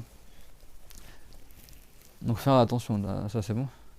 Je dis ça, mais il y a une époque, puis c'est en Allemagne, je sais pas quoi, ils avaient sorti un papier toilette, c'était marqué Allah dessus, soi-disant. A'udhu billah. Ouais, il y a des gens, des fois, ils font des trucs. Si le musulman il sait pas que c'est marqué ça dessus, il va pas tomber dans la mécrance. Donc c'est vrai qu'ils font des trucs des fois. Un musulman il tombe pas dans la mécrance comme ça de manière involontaire. Si lui il savait pas, c'est bon. Mais il faut faire attention. Par exemple, je sais pas, imagine toi en France ça paraît un peu absurde, mais des fois quand tu es au bled, même quand tu es en France dans une randonnée ou un truc comme ça, des fois tu n'as pas de papier toilette, tu fais quoi? Tu prends un papier journal ou un truc comme ça. Si quelqu'un sur papier journal, par exemple si c'est un journal arabe par exemple, et tu as des noms de personnes, Abdullah, Abdurrahman, etc., ou c'était une page qui parlait de religion, etc., quelqu'un il fait l'istinja avec, son istinja il n'est pas valable. Et en plus s'il sait qu'il y a la religion dedans, là c'est un rabaissement évident. C'est clair? Donc ça les savants ils le citent également. C'est bon? Il y a plein de trucs avec lesquels tu peux faire l'istinja. Par contre, si c'est de la terre, c'est pas valable. Si par exemple c'est du crottin, comme on a dit tout à l'heure, parce que ça les savants ils le citent aussi parce que dans le hadith, on a vu le caca de brebis ou de chameau, là, on a dit ça sort comme des cailloux. Donc en théorie, tu pourrais l'utiliser pour l'istinja, mais comme c'est impur, ça marche pas. C'est bon? Et ça c'est dans le hadith, في البخاري ورد أن الرسول عليه السلام كان مع بعض أصحابه فأراد أن يقضي الحاجة. الرسول عليه السلام كل جسده طاهر ودمه طاهر وفضلاته طاهرة، يعني ما يخرج منه البول والغائط طاهر. الرسول عليه السلام لو شرب بوله ليس حراما في بركة. أليست أم سليم شربت من بول الرسول عليه السلام فشفيت تعافت في بطنها، وكذلك بعض الصحابة شرب دم الرسول عليه السلام فاكتسب منه قوة وبركة. لكن الرسول عليه السلام عندما كان يقضي الحاجات كان تنفتح الأرض تحته فتبتلع فضلات الرسول عليه السلام. فالرسول ليس بحاجة إلى الاستنجاء لأن هو لا يوجد شيء نجس يخرج منه، لكن إنما فعله تعليما لأمته. ففي البخاري بالتفصيل ورد كيف كان يفعل الرسول عليه السلام، يضع لبنتين يجلس عليها، كيف كان يعني يعمل الاستنجاء كذا. بعض الصحابة الرسول عليه السلام ككثير من المسلمين في الماضي إذا قضوا حوائجهم في البرية ما كانوا يكشفون العورة.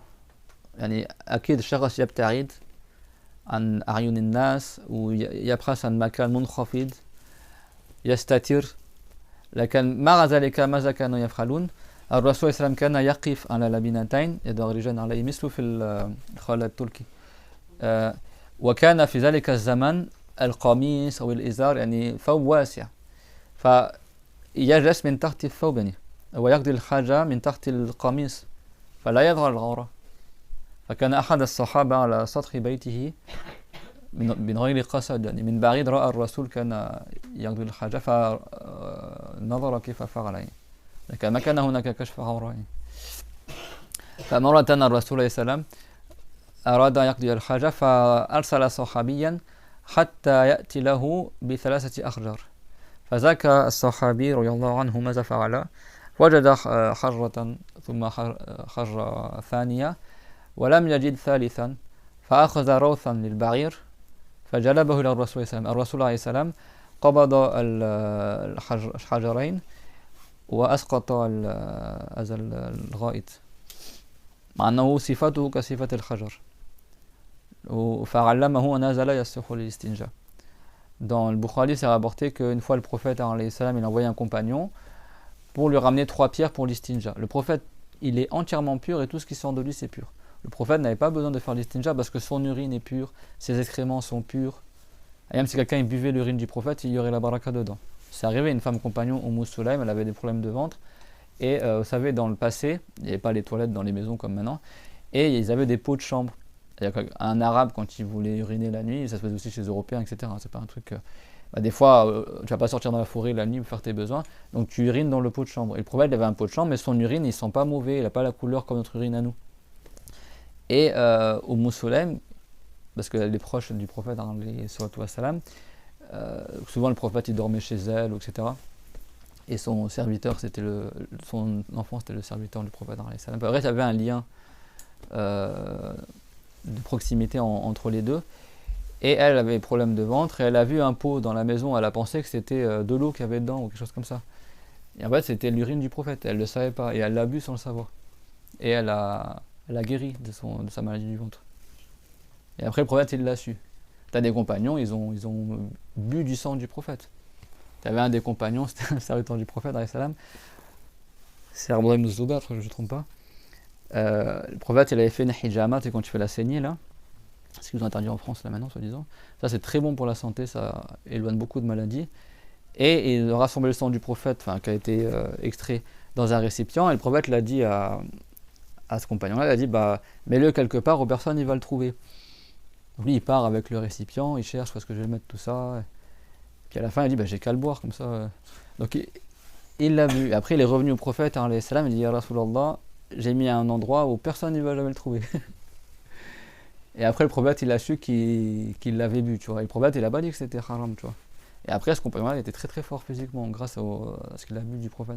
Même dans la bataille de Uhud, le prophète, il avait été blessé à sa tempe, à sa tête, il saignait, etc. Il était un compagnon, parce qu'il avait des morceaux de métal dans sa tête, tout ça. Et un des compagnons, il a mis sa bouche sur l'hémorragie du prophète, parce qu'il était sur le sol, etc.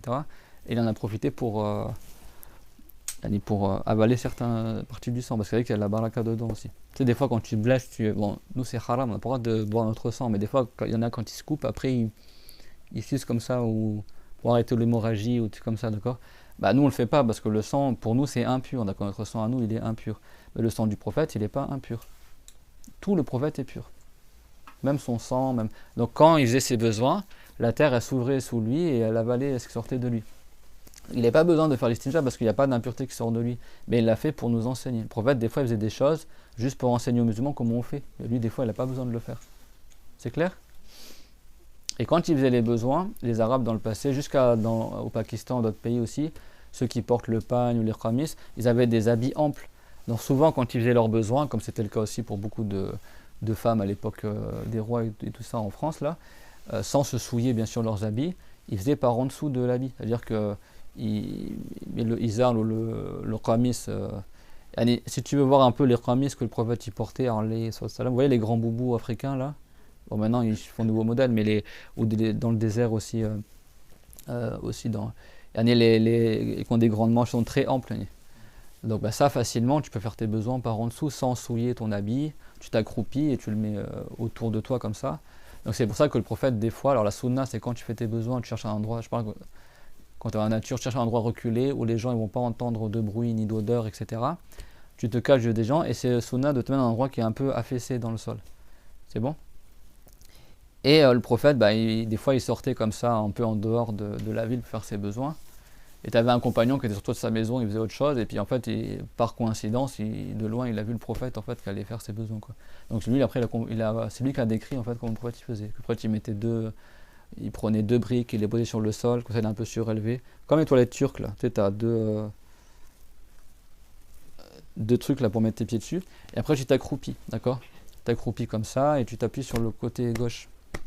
C'est plus facile et c'est beaucoup plus facile de faire ses besoins en étant accroupi qu'en étant assis. Même pour la santé, etc. De plus en plus ils en parlent, etc. Quand tu es assis comme ça, en fait ton conduit d'évacuation il est tordu en fait. Quand tu es accroupi, ben, c'est droit et c'est très facile à faire sortir. C'est meilleur pour la santé. Donc si tu fais, déjà c'est pas, si tu fais par au-dessus d'un petit trou. Ben, après il y a plein de sujets, on va pas rentrer dans les détails quoi. Voilà.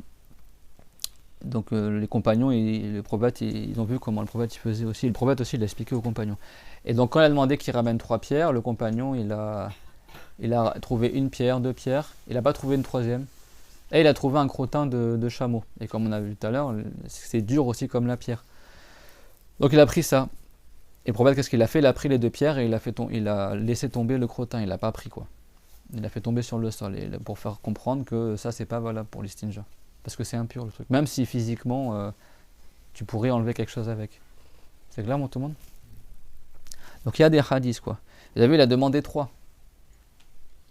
Il n'a pas dit 1 ou 2 ou pas. Le prophète a demandé 3 pierres. Chafi'i ils ont dit donc tu dois essuyer au moins 3 fois.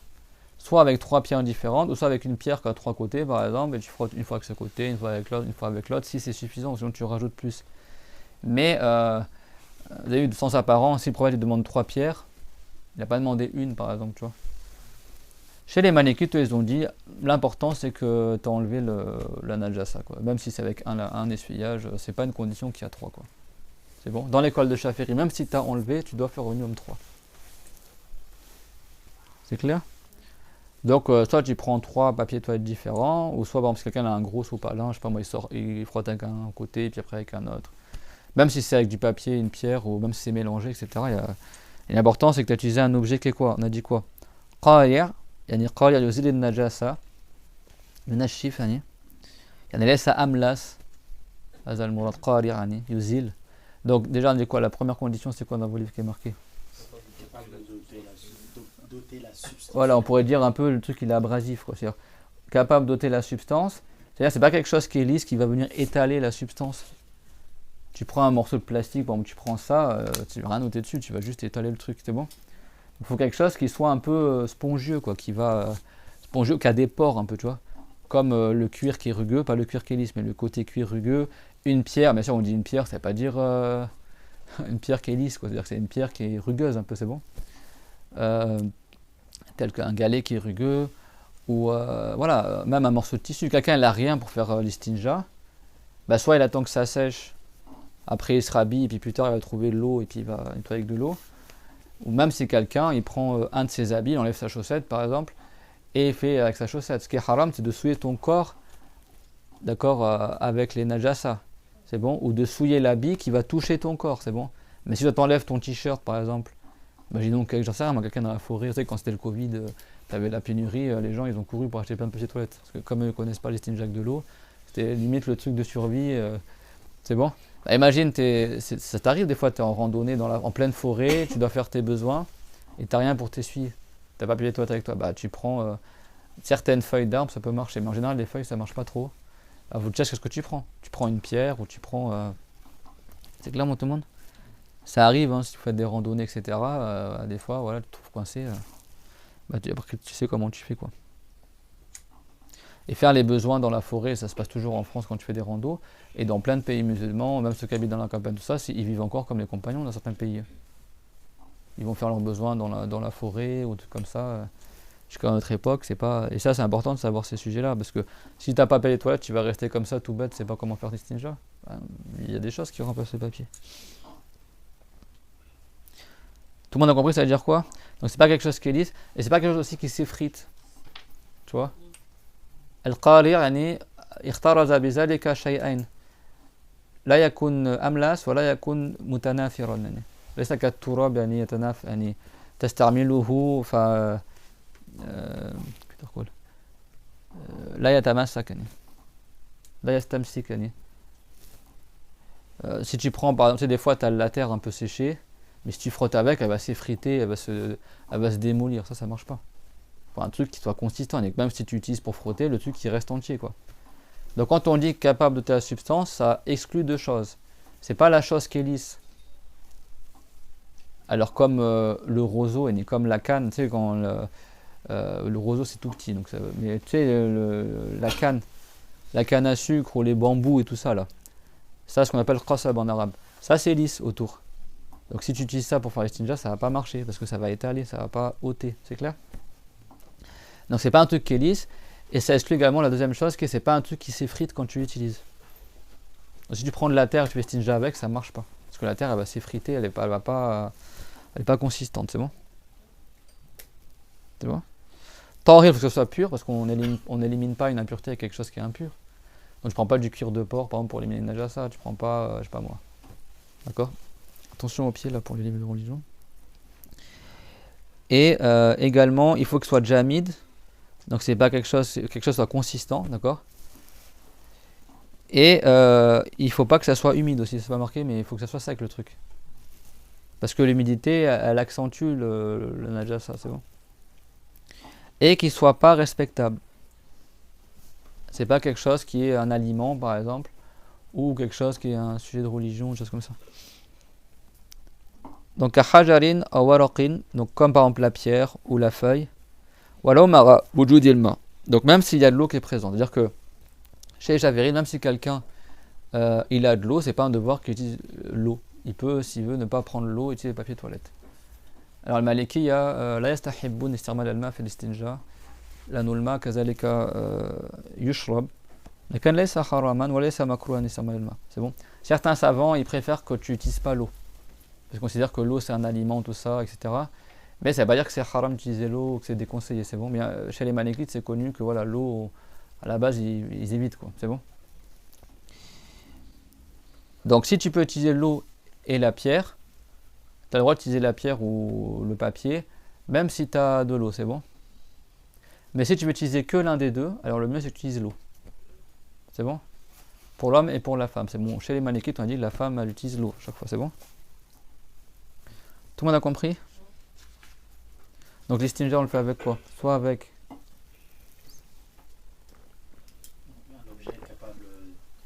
avec l'objet capable de la substance, mais à quelle condition? Qu'il soit pur, sec, non respectable et abrasif, c'est bon, enfin rugueux, c'est bon.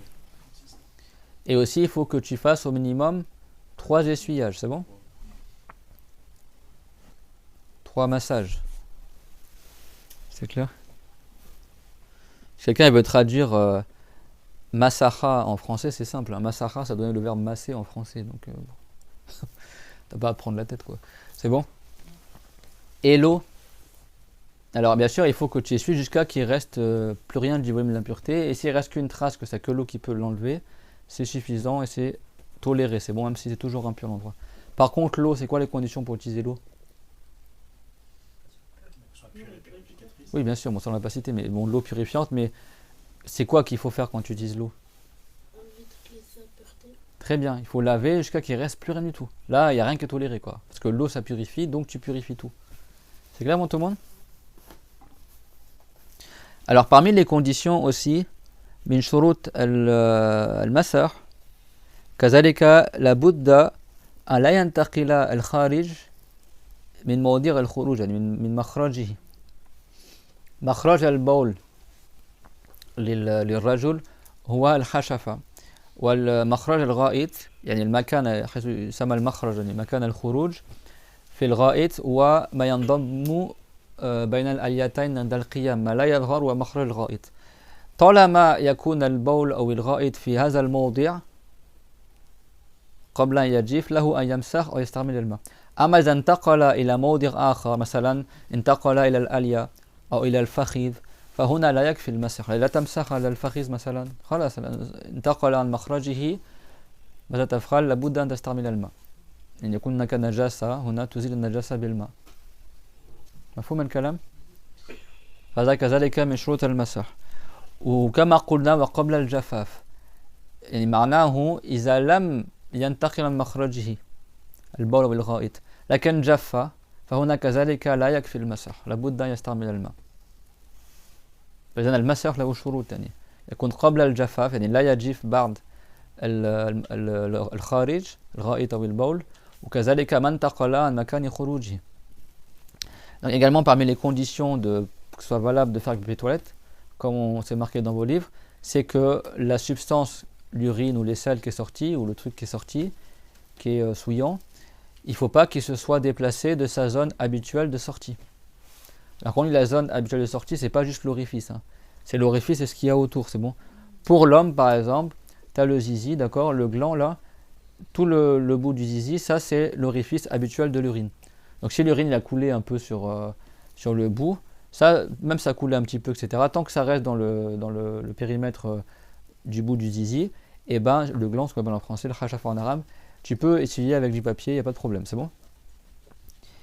Et pour les selles, que ce soit l'homme ou pour la femme, c'est ce qui est caché, et quand tu es debout, ce qui est entre les fesses, ce que tu vois pas, d'accord, mais qui s'ouvre quand tu es assis, cette partie-là qui est cachée, c'est-à-dire que l'anus et ce qu'il y a autour, ça c'est la zone habituelle de sortie des selles. C'est-à-dire que c'est ce qui est souillé habituellement par les selles quand la personne elle va aux toilettes, c'est clair? Donc toutes ces zones-là, qui est entre les fesses, tu peux frotter avec le papier et c'est valable pour l'istinja, c'est bon? En revanche, si ça sort de cette zone-là, par exemple, il a, je sais pas moi, il a une diarrhée ou tout comme ça éclaboussé, c'est allé sur sa fesse ou sur sa cuisse par exemple. Ou quelqu'un il a uriné, il y a une goutte d'urine qui est allée sur son pied ou sur sa cuisse. Là, c'est sorti de la zone habituelle de sortie. C'est bon? C'est pas le lieu habituel qui est touché par l'urine quand quelqu'un il fait ses besoins. Donc si ça sort de son lieu du périmètre de sortie habituel, et ben dans ce cas-là, tu ne peux utiliser que l'eau. Donc si tu as une goutte d'urine qui va sur la cuisse par exemple, ou ça éclabousse, je sais pas, ça va sur ta face, etc. Et ben là, c'est pas juste tu frottes avec le papier toilette et tu pourras faire la prière comme ça, tu seras obligé d'utiliser l'eau. C'est clair? Tu seras obligé d'utiliser l'eau. Et bien sûr, quand on dit que c'est haram de se souiller avec l'urine et les selles, bien sûr, on ne parle pas que quelqu'un fait ses besoins dans le cadre habituel des besoins. Forcément, quand tu urines le bout du zizi ou chez la femme, ça va être souillé par l'urine et le caca il va toucher entre les fesses. Ça, c'est pas haram en islam, sinon tu fais comment? D'accord? Mais volontairement laisser l'urine couler sur ta cuisse ou se souiller avec comme ça d'une manière qui est au-delà de l'ordinaire, d'accord? C'est pas ce qui a lieu habituellement quand tu fais des besoins, c'est haram, c'est clair, tout le monde? C'est haram. Et juste un détail aussi pour les garçons qui ne sont pas circoncis. On a déjà parlé de ça dans les cours précédents, les circoncisions divergent les savants.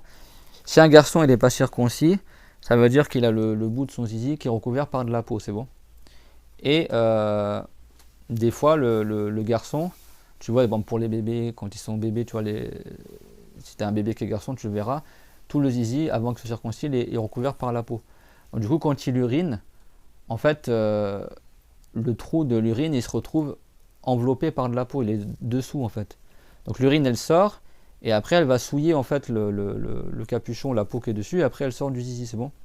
Donc, si quelqu'un, il est aqlaf, et l'aqlaf, lam yakhtatin, هذا الرجل الأقلف هذا الجلد الذي يغطي الخشفة لابد أن يعني يفتحه يعني حتى لا يصيب البول الجلد يعني وهذا ليس من الخشفة ومطلوب يعني يقطعه يعني بالختان فحرام يعني يترك البول يعني يلوث هذا الجلد يعني. C'est bon, donc si quelqu'un n'est pas circoncis, il ouvre, d'accord, et tire sur la peau pour qu'elle s'ouvre, pour que le gland il soit à nu quand il urine. Parce que si il urine en gardant le gland enfoncé à l'intérieur de la peau, du coup l'urine il va souiller la peau que normalement tu enlèves quand tu es circoncis, c'est bon? Et ça, c'est haram. C'est clair, tout le monde? Donc celui qui n'est pas circoncis, quand il urine, il retrousse la peau pour pas que l'urine il va saouler la peau. C'est bon? Du zizi. Voilà. Ça, tu le vois. Alors pour le bébé, ils n'ont pas de péché, bien sûr, mais quand le bébé, avant qu'il soit circoncis, tu verras, la peau, ça enveloppe le gland, tu vois même pas le gland. Ça fait. Si quelqu'un il est adulte, il est responsable, s'il veut uriner, il souille pas cette peau-là. Il la retrousse, d'accord, s'il n'est pas circoncis. Mais quand tu es circoncis, tu coupes toute la peau, donc il n'y a plus ce problème-là. C'est ce qu'on appelle en arabe al-aqlaf. L'aqlaf, c'est celui qui n'est pas circoncis. Les savants ils disent qu'ils retroussent d'abord la peau pour uriner, pour pas que la peau, parce que cette peau-là, elle n'est pas indispensable pour uriner. C'est clair? Il n'a pas d'excuse à la souiller par l'urine. Parce qu'il peut, il tire dessus, ça la retrousse et l'urine il sort par l'orifice. C'est clair, tout le monde? Cette peau-là ne fait pas partie de l'orifice de sortie de l'urine. C'est clair, tout le monde? Donc tu la retrousses avant d'uriner pour pas qu'elle soit souillée par l'urine. Là, c'est pour les garçons qui ne sont pas circoncis, font attention à ce sujet-là. Et également, parmi les conditions pour que tu puisses frotter et faire la prière sans utiliser de l'eau, il ne faut pas que l'urine ou les selles aient séché. Donc, si quelqu'un il reste trop longtemps aux toilettes, alors maintenant ils font les mecs qui font les mots croisés aux toilettes, surtout les Français, ils font même des magazines exprès pour les toilettes. Ça y est. Chez les Français, non musulmans, des fois tu vois des piles de magazines dans les toilettes, quoi. Donc, les toilettes c'est pas un bureau, quoi. Alors tout à l'heure on a parlé que oui, les hommes des fois ils ont besoin de rester plus longtemps que les femmes aux toilettes parce que chez eux l'urine ne s'arrête pas d'un coup, parce que comme c'est un conduit externe, même si l'urine s'arrête de couler, le conduit externe des fois l'urine elle reste coincée dedans et elle va sortir par exemple 1 minute après. Donc tu dois attendre jusqu'à ce que tout est sorti, c'est clair? Donc oui, là tu as une excuse, mais c'est pas, il y en a, en ce là, avec le café, ils boivent le café aux toilettes, limite, ouais, il y en a, c'est ça. Hein. Même chez les musulmans, hein, mais chez les non-musulmans, c'est connu. C'est-à-dire que souvent, quand tu vas dans les toilettes chez les non-musulmans, je sais pas si ça se fait toujours, mais quand tu as la campagne, je sais pas où, tu as souvent une pile comme ça, Télé Magazine, ou je sais pas quoi, ou Télé 7 jours, ou Paris Match, ou machin, ou même des bandes dessinées. Il y en a limite, ils ont une bibliothèque dans les toilettes, quoi. Le fait de rester aux toilettes sans besoin, c'est une cause de waswas. Hein. Les chariotines, ils aiment bien rester aux toilettes. Donc si quelqu'un reste trop longtemps aux toilettes comme ça, c'est une cause pour avoir des waswas. Toilette, c'est pas un lieu de vie, yallah, pas ton salon, quoi. Tu fais ce que tu as à faire et après tu sors. Ça prend un endroit. Après, ceux qui n'ont pas appris, Donc ça veut dire quoi? Si le gars il est maintenant il est sur TikTok ou sur les réseaux, machin, il reste 3 heures aux toilettes, de sorte que tout a séché, et là par contre c'est plus valable. C'est pas suffisant qu'il utilise le papier toilette, quoi. Si ça a séché, il doit utiliser l'eau pour tout enlever. Là il doit purifier avec de l'eau, parce que c'est sec maintenant. Le papier il enlève que si le truc il est encore humide. Si c'est sec, t'auras beau frotter, c'est mort. C'est bon pour tout le monde? Alors même s'il utilise le papier, il a fait le papier, il a frotté sur un truc qui est sec, c'est pas suffisant pour l'istinja. Si ça a séché, il n'y a que l'eau qui est valable pour l'istinja, c'est bon? Donc s'il veut essuyer avec le papier toilette ou le caillou ou la chose qu'on a citée auparavant, qu'est-ce qu'il doit faire? 3 fois minimum avant que ça sèche, et de sorte aussi qu'il ne suit pas un endroit où la chose a été catapultée en dehors de la zone de sortie habituelle. C'est clair, tout le monde?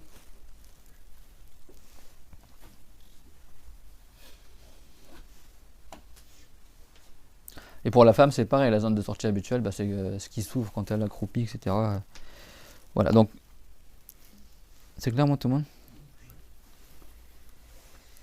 Et s'il essuie 3 fois avec le papier, en général, il fait quoi? Il fait 1 fois pour le milieu, 1 fois pour le côté, 1 fois pour l'autre côté. Par exemple, s'il fait minimum 3 fois, c'est bon, s'il n'a pas grand-chose. Et l'istinja, comme on a dit, toujours avec la main gauche. Et quand il frotte pour les selles, il frotte en priorité avec le majeur, d'accord? Il frotte comme ça, quoi.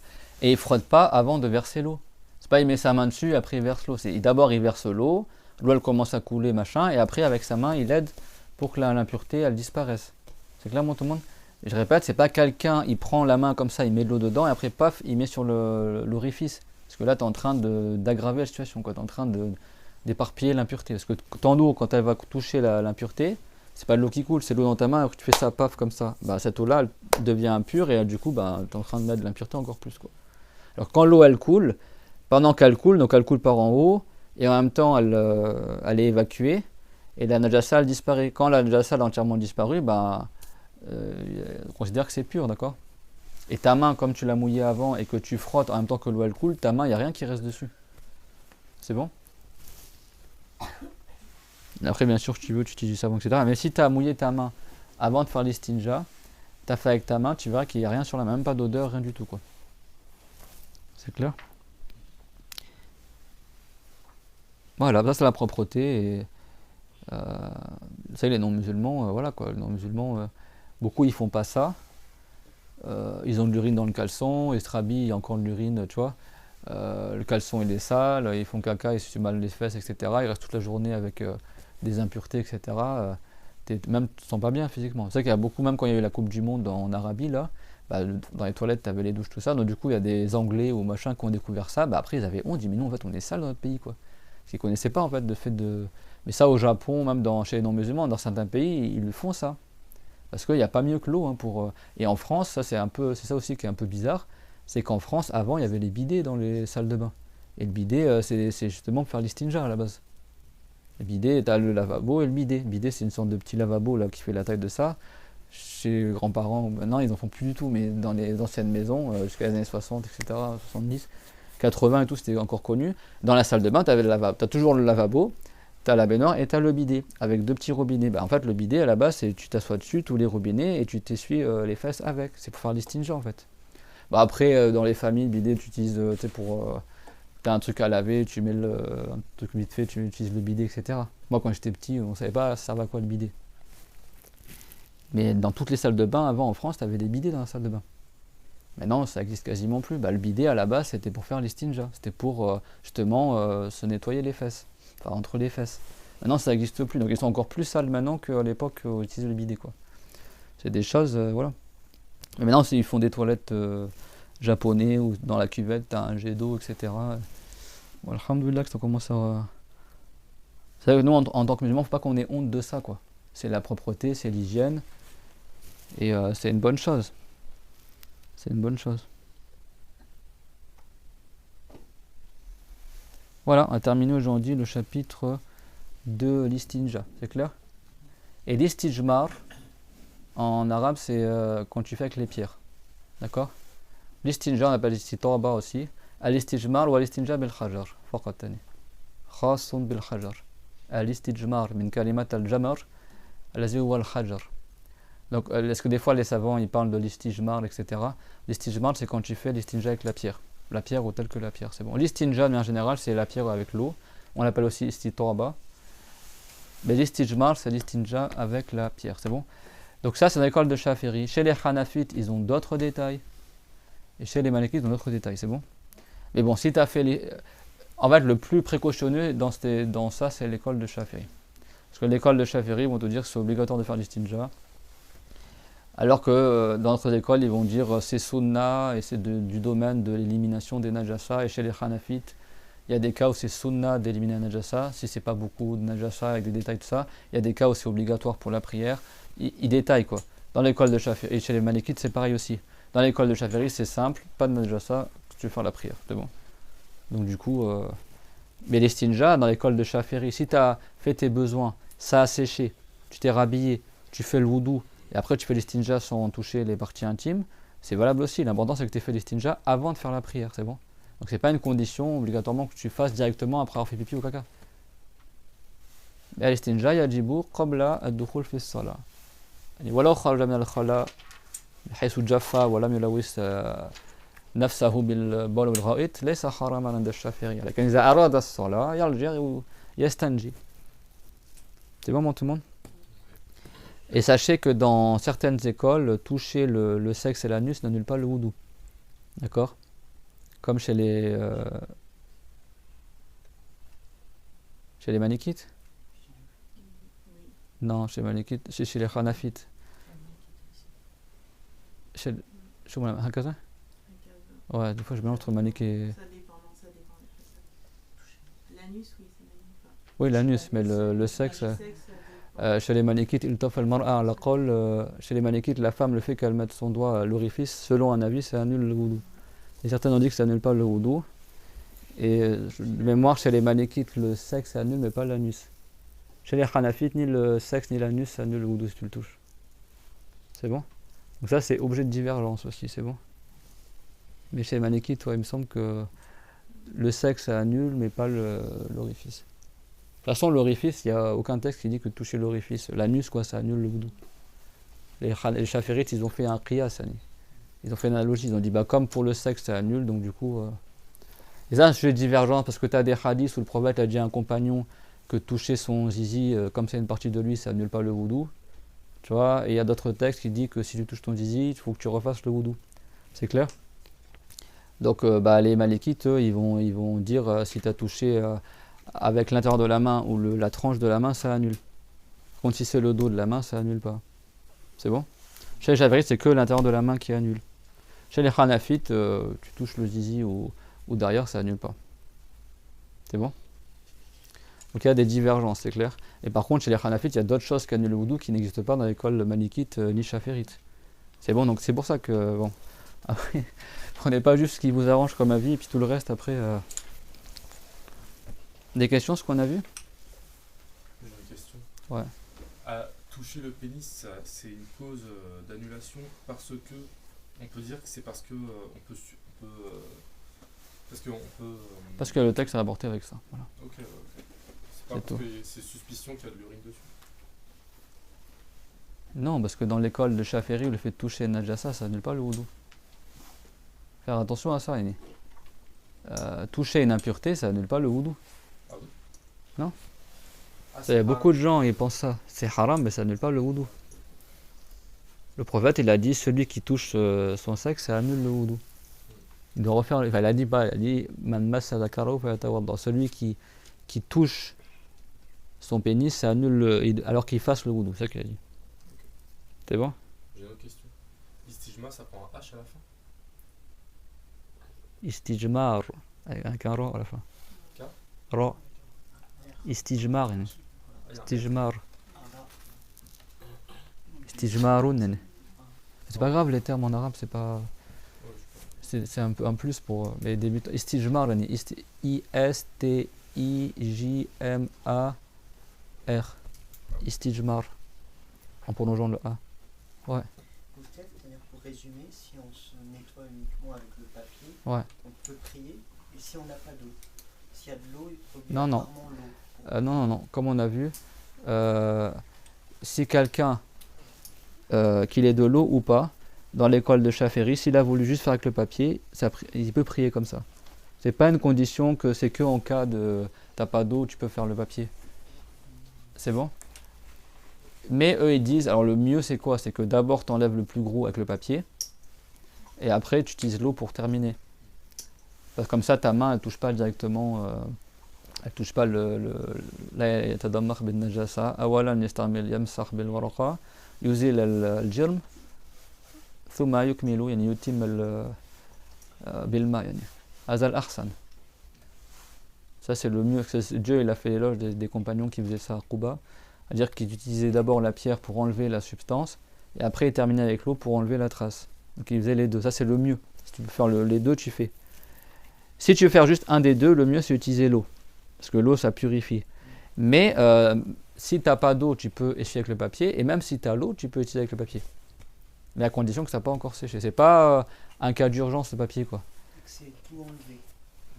Le papier, il faut que tu aies enlevé le volume et ce que tu peux des caractéristiques de la najasa. S'il reste qu'une simple trace, c'est-à-dire que c'est que l'eau qui pourra l'enlever, ça c'est toléré. Mais on considère que l'endroit il est quand même impur. Hein. C'est bon? On ne peut pas prier avec. Si, il peut te prier avec, c'est toléré. Marfou anhu. Ça veut dire qu'on considère que malgré qu'il y a une impureté, la prière reste valable. C'est une impureté qui est tolérée. Ça veut dire, au niveau du jugement, c'est comme impur. C'est-à-dire si le mec s'assoit dans une bassine d'eau, par exemple, dans l'école de Chaféry, toute la bassine devient impure, c'est bon. Mais pour prier, cette impureté, elle est tolérée. Tolérée, ça veut dire que malgré le fait que c'est impur, la prière reste valable ainsi. Pourquoi? Parce que c'est très très difficile sinon.